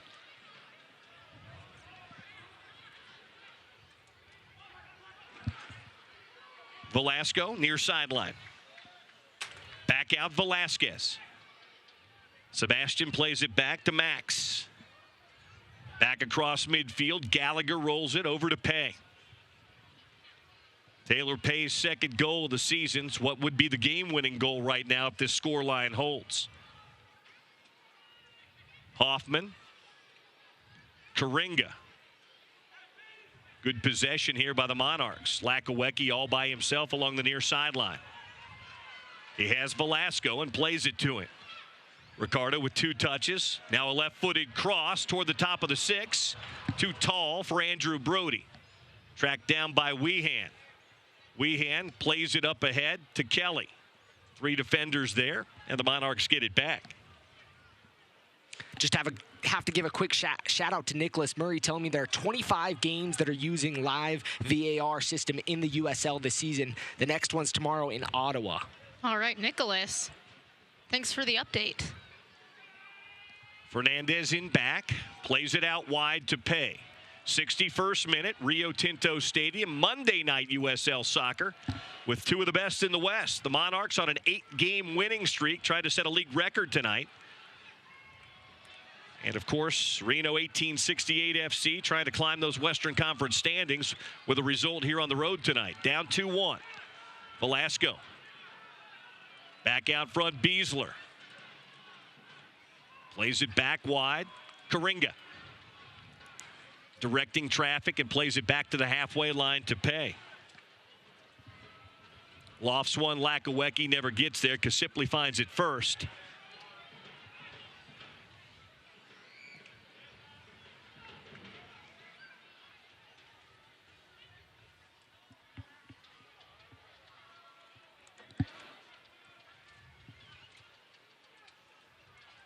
Pay in no real hurry, rolls it back to his keeper, Fernandez.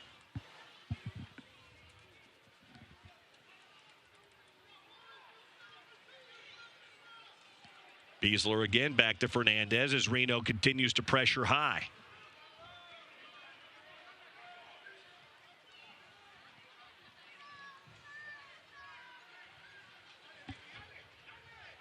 Reno building. Hoppino.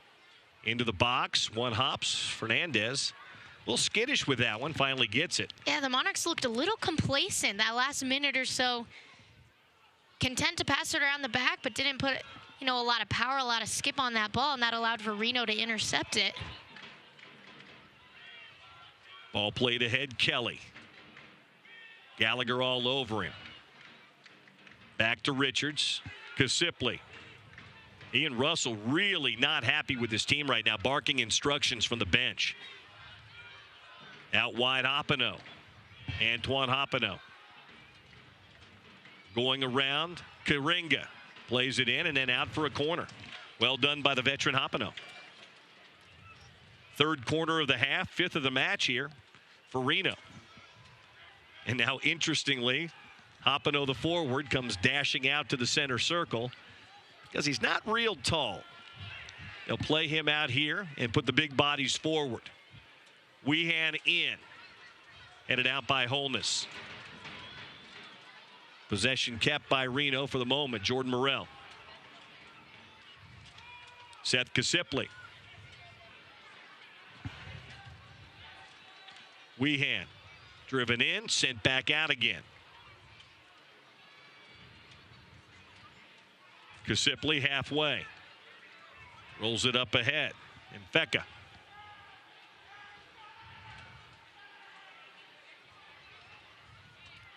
Grassa back to Mfeka. Bad pass. Cleared out by Karinga. Tactical move by Karinga to get it, just loft the ball, get it out of there, allows his team to reset and kind of get their shape again.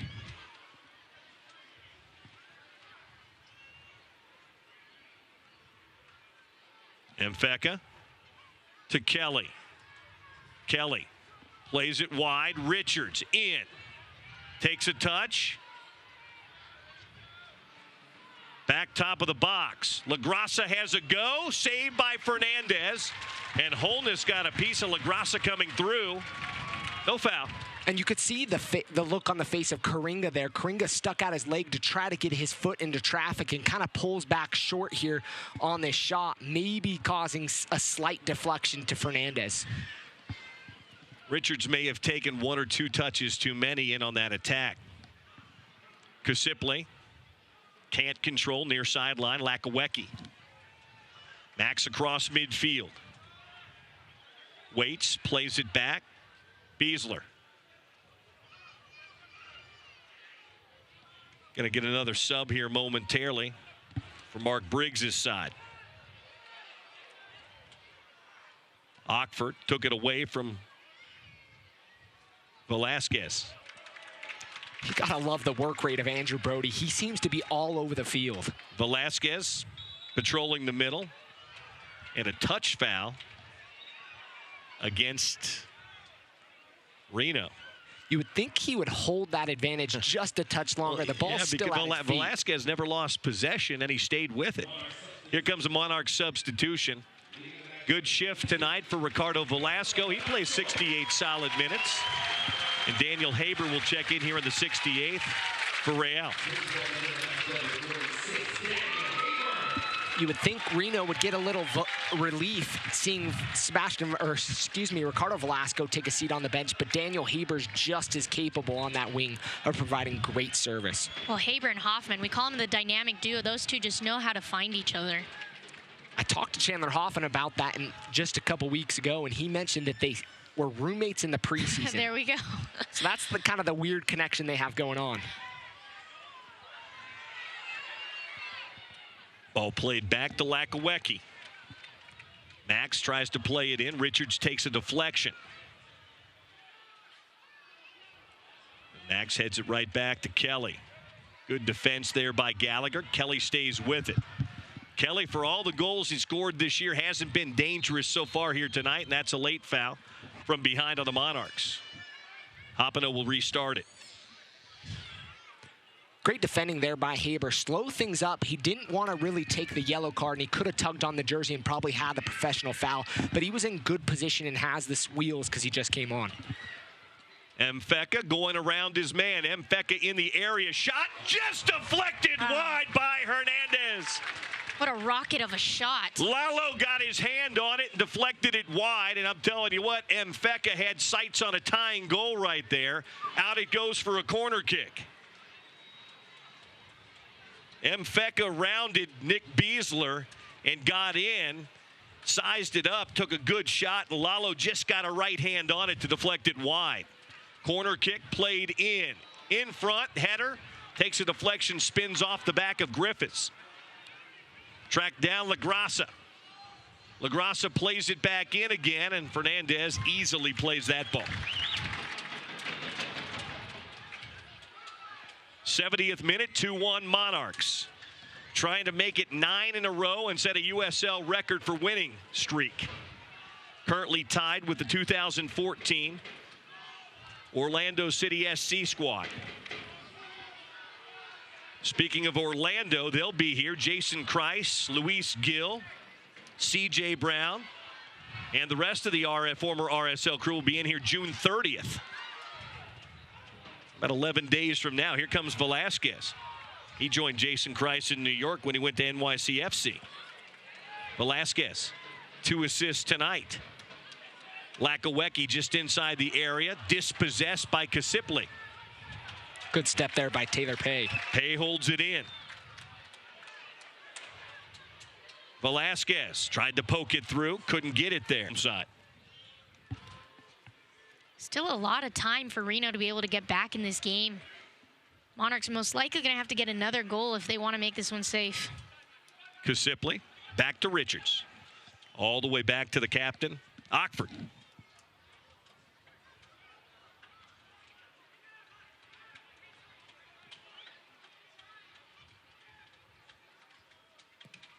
Switch near side to far. That could be dangerous. Brody was looming. Griffiths gets there. LaGrassa. Now Reno having trouble penetrating that final third. They get it to the halfway line, and Monarchs good with their pressure right now. Yeah, you look on your screen, you see a lot of blue bodies in front of them. Landon had mentioned earlier that they're doing a good job of just kind of pushing everything middle, making it really crowded, forcing Reno to have a perfect first touch. Here's the flick. Kelly wanted a handball, and I think he got a handball. No argument there from Max. It was a pretty big break up there and could have been an opportunity to go on goal for Reno. Wouldn't have been surprised if there would have been a yellow card shown in that situation. But a free kick coming. Reno 1868 FC. 73rd minute as the sun sets on a Monday night here in Salt Lake City.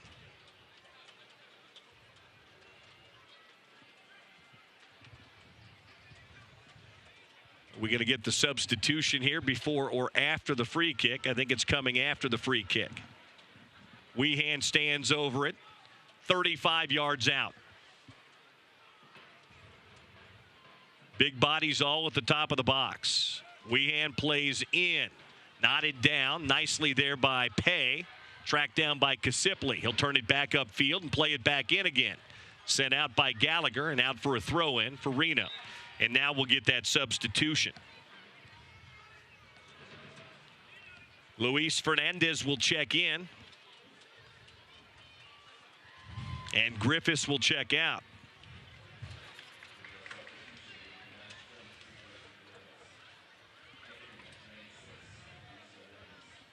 Fernandez in.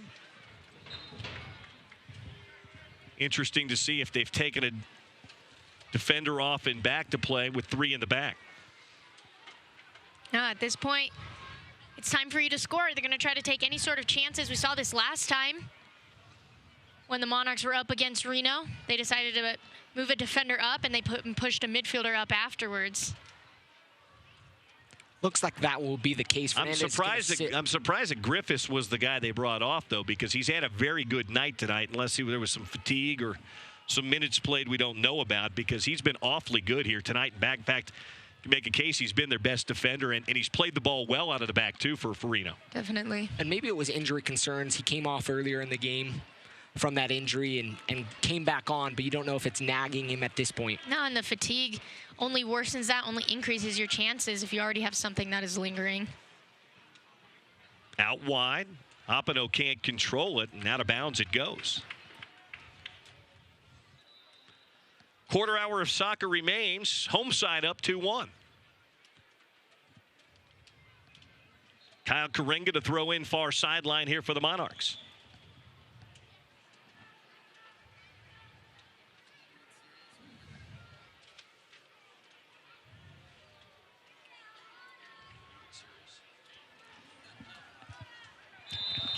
And there's a foul at the top of the box and a dangerous spot for a free kick coming here as Mfeka goes down. It's a dangerous spot for a free kick, so we're going to get a look at this. Looked like it was a 50-50 challenge to me, but maybe a little more contact there. No wonder he had so much momentum coming in. You can see on the replay here, so much momentum that he runs into the Monarchs defense, kind of gets spun off. They both kind of get locked into each other. Might have been that hug he had around his waist. Free kick coming. Weehan and Mfeka looking at it, 20 yards out. In the D. Extremely dangerous, but also a difficult shot. I'll tell you what. Try to get past that wall, but have it drop. Just a gap inside it. Weehan has a go. Big save! Lala! What a save by Fernandez. Corner kick coming for Reno. That one had eyes for the back of the goal. I think Fernandez got there perfectly and was able to push that one up and over the bar. That was well struck and well taken, but a better save by Fernandez. His second biggie tonight. Weehan from the far side corner, plays it top of the 6, through it goes. LaGrassa tracks it down before it goes out of bounds. He'll play it back in again. Knotted out by the Monarchs. Held in. And Fernandez will scramble to get to it before Mfeka can get there. Beasler wasn't sure if Lalo was behind him coming up, so he kind of ducked at the last minute. Hey fans, make sure to tune in to USL's weekly show on Sirius XM FC, Channel 85. Mondays at 9 p.m. Eastern for the latest news and information from around the league. Also, don't forget, Sirius XM FC will air the USL Game of the Week. Check USLsoccer.com for dates and times. I'm Bill Riley. Carla Haslam's here with me. So is Landon Southwick. He hasn't given us any Opta stats so far tonight, but we'll look for those in the final 15 and change. It's 2-1 Monarchs, and they're on the attack. 3 make it 4v5. The night's still young, right? Here you go. Just dropping a hint on him. I mean, it's not a Monarchs broadcast unless Landon's dropping some Opta knowledge on us. Dropping some knowledge, tweeting, spitting truth in the booth. Bill doesn't even know what to say to that one. Monarchs with 54% of the possession so far, so pretty even on the possession battle. Aerial duels 1 is led by Reno, so there's a little bit of back and forth. Possession stats don't always tell the truth. 2-1 for the Monarchs so far, but those do give some insights occasionally. Might be my favorite stat, the aerial duels 1. 78th minute, free throw in far sideline here for the Monarchs. Hey, us defenders have to find a way into the statistics somehow. Jose Hernandez getting instructions downstairs. He'll be the next substitute, it appears, for the Monarchs, but we'll also have another substitute coming here. Junior Burgos will come in here soon. In fact, right now, he'll check in. Mfeka, who drew the yellow in the 19th and created that great opportunity a minute ago, his night is done. Junior Burgos will check in. Yeah, we'll be seeing Lalo Fernandez jerseys in his dreams simply because that was such a well-placed free kick right outside of the box. Lalo able to get a paw up there to make what will probably be the highlight save of the game. Burgos is a dangerous player, though. Plays for El Salvador on the international level, was capped in 2014, so a guy that's very capable, so you have to keep an eye on him coming in late in this game. Free kick just across midfield. Omar Holness takes it. Plays it far side to near, trying to find Haber. Well done by Daniel to bring it down. Haber, touch gets away from him, plays it in front, and wins a corner kick. Interesting run there by Chandler Hoffman. I love it. Going straight at the keeper, then kind of floating away from the defenders. And I think that's where Haber was looking, just at the PK spot, to a backtracking Chandler Hoffman. Yeah, it's all about creating that space, running at the keeper, having a player follow you, and then taking those steps backwards to create any sort of window if the ball were to come to you.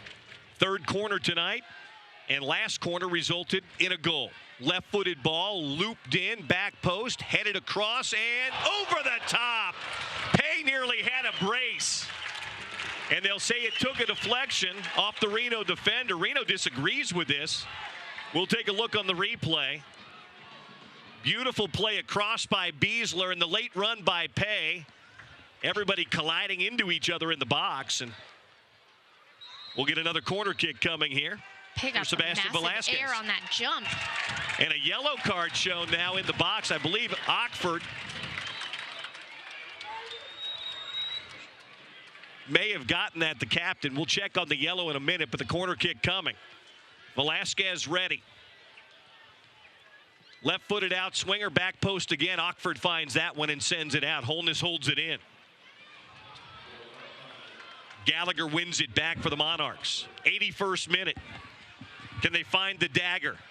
Service wide, in front, knocked over the end line as Hoffman was making the run. Good stretch there, and another corner kick coming, so. Monarchs didn't have a corner kick for the first 35 minutes of the second half. Now they've got 3 in the last 2 minutes.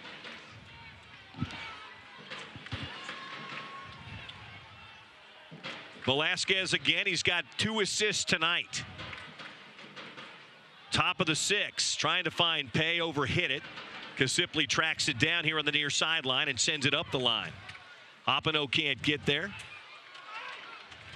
Karinga comes up a little lame as he gets to that, and then it's kicked out of bounds by Haber. You know, interestingly enough, Jose Hernandez was going to come into this match and make an entrance, but now it's Moberg because Karinga's asked for the substitution, mentioned over the bench that he couldn't go anymore.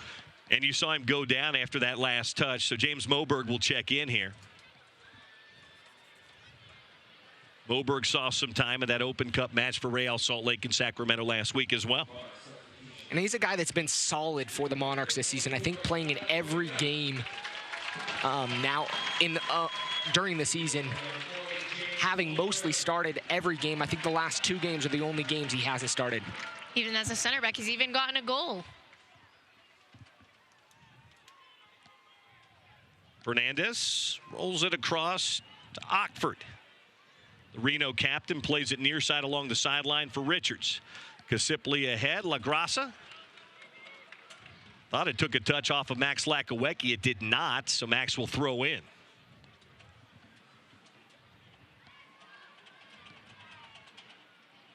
Kelly.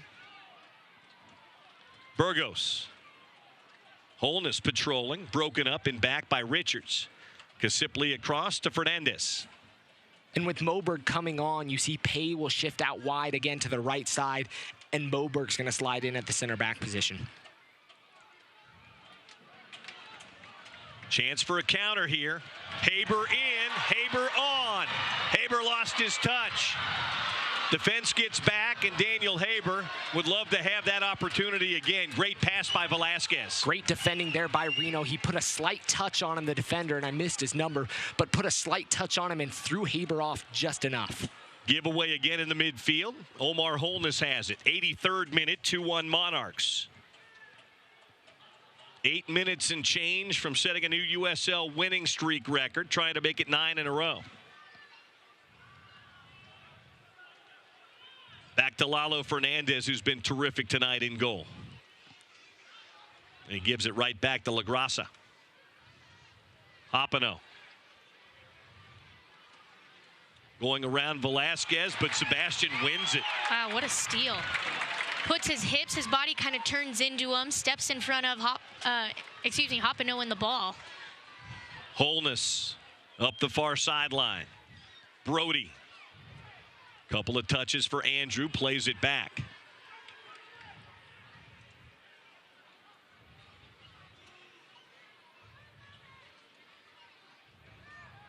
Velasquez to Beasler. Lakawecki calling for it wide open on the sideline. Relieves the pressure. Makes Reno chase. Here's Daniel Haber. Back to Velasquez. Good sequence of possession here from the Monarchs. Don't have to go forward every time, but maintaining possession and making Reno chase. And this is that point in the match where if you're a visitor not used to playing at altitude, your lungs begin to burn, that fatigue, that lactic acid building up in your legs here at nearly 5,000 feet in Salt Lake City. Pay. Taylor Pay. Leaves it wide for Brody. Andrew Brody back to Pay. 25 yards from goal. You have 4, 5, 6 minutes left, again, depending on how much stoppage time is given. This is when you start implementing all your time management skills. This is when you start playing to your goalie. You go to the corner flags. You take a little bit longer on your throw-ins. All in an effort to just waste as much time as possible and keep that win. And then your keeper just kicks it out of bounds. Well, that's one way. That's one way of wasting time. You know, but in a game like this, I don't think you can let off the gas pedal. You have to continue moving forward. You saw Velasquez, sitting as the furthest man back in front of the defense, and that's not what you want. You want to continue pushing forward and trying to attack. Dane Kelly. Junior Burgos takes a deflection. Hoppino in. Hoppino with a drive. And it's sent out wide. Well defended. Throw in near the corner flag for Reno. And this is exactly why you've got to keep moving forward. give the credit to Reno to continue pushing forward this late in the match. Well, if you remember, it was Kelly last time that the Monarchs were playing against Reno, who was towards the end of the game, that he just turned on the Jets and began getting shots and goals. Throw in Richards toward the spot, headed high and out by Holness. Velasquez keeping it in. Good bit of skill there by Sebastian Velasquez, and then he commits the foul. Pretty soft foul there. Velasquez and Burgos coming together, slapping each other on the back. Here's a look at it. Well, here's the skill check first. What a play by Velasquez. You gotta love the skill of Rufio. Free kick, Burgos will take it 45 yards from goal. Drives it into the mixer. Header on the end, wide! Wow. Oh, goodness! The captain nearly leveled the match in the 87th minute. Ockford got on the end of a beautiful ball from Burgos, but couldn't get it on frame. Goal kick, Fernandez. Fernandez throwing his arms up in the air after that play, was not happy about his teammates, leaving him wide open for the header. Pay looked to be there, hanging on the right hip, but was just a little behind the play, but a perfectly played ball into the box. 87th heading into the 88th. Fernandez taking his time, and now he'll play it forward, high and long on a line drive through the center of the park. Kasipli sends it the other way. Moberg finds it to Holness.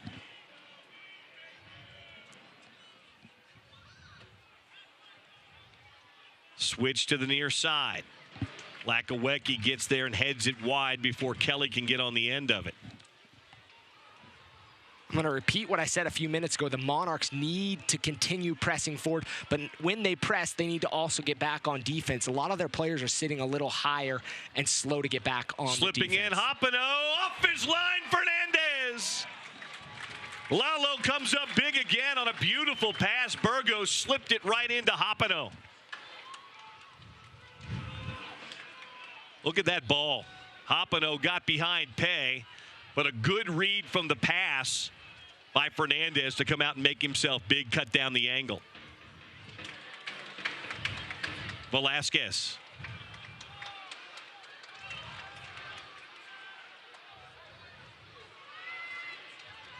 Haber up the near sideline. Broken up by Fernandez. Kasipli has it. Nobody stopping the ball, so he'll switch it wide.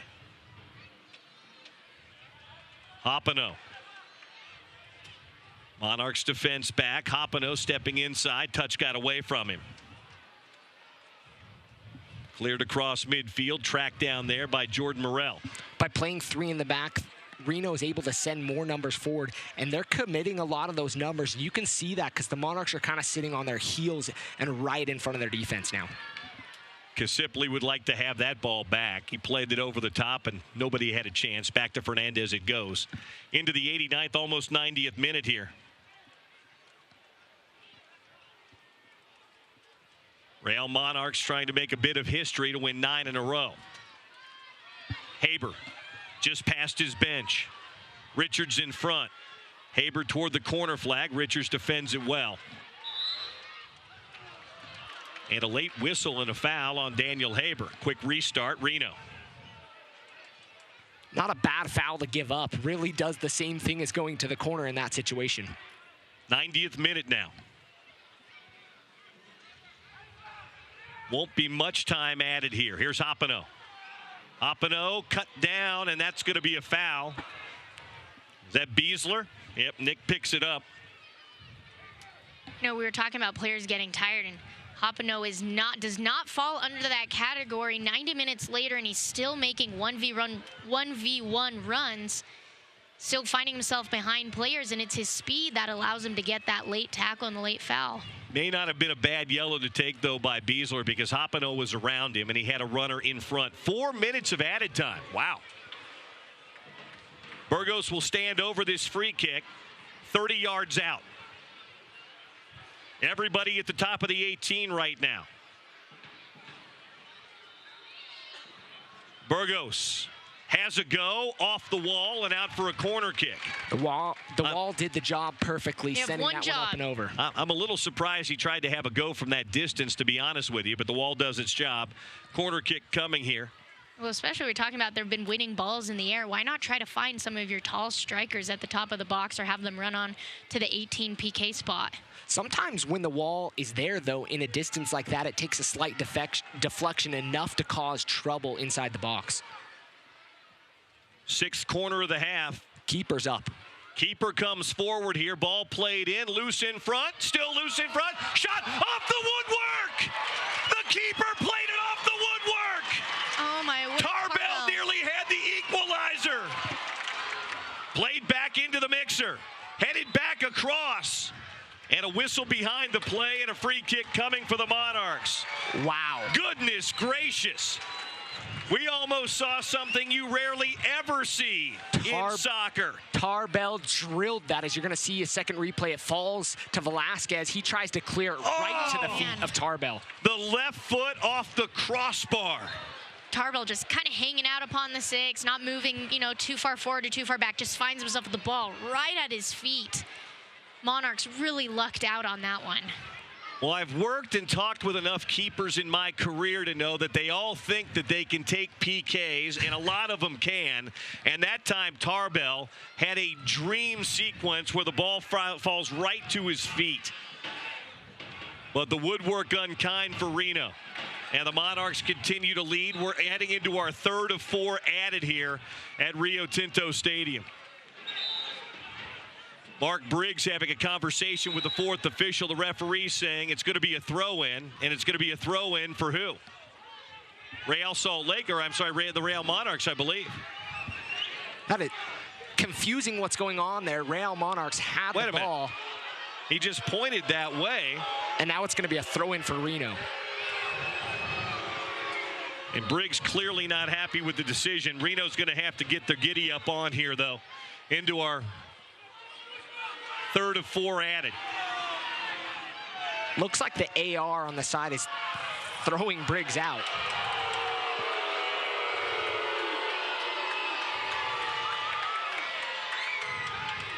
Hamas and Olave having a conversation with the 4th official. Now Mark Briggs has sat back on the bench. Ian Russell is up. He's wanting a discussion with the referee's assistant here on the near sideline. And we play on. Nobody's been removed. He didn't toss him. He motioned.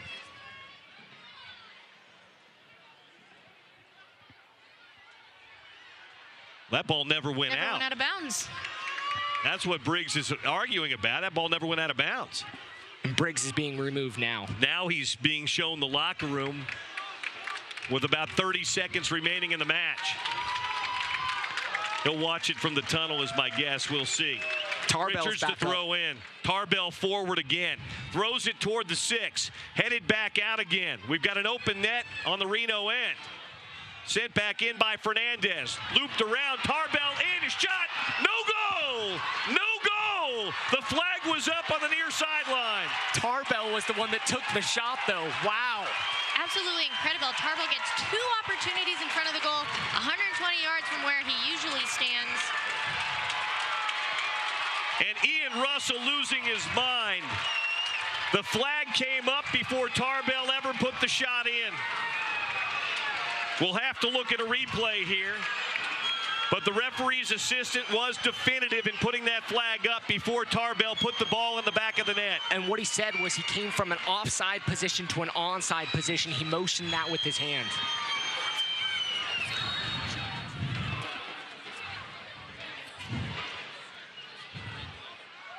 High and long by Fernandez. And they continue play here. We're past our 4 minutes of stoppage time. Monarchs tracking it and kicking it out of bounds. And now we've got a yellow card on Sebastian Velasquez. He's got to be careful in a situation like that. That's dissent. He's worried about that play where Mark Briggs got thrown out. Here we go. Only seconds remain here. Long ball forward. Over Lagrasse's head. Hoppeneau on it. Hoppeneau across, in front, nobody there. Monarchs countering the other way. The referee checking his watch. Cleared long. We're well past 4 minutes. We're past 5 minutes now of stoppage time. Sent high and long in again. Kelly on in front. Cleared out by the Monarchs. And that's that.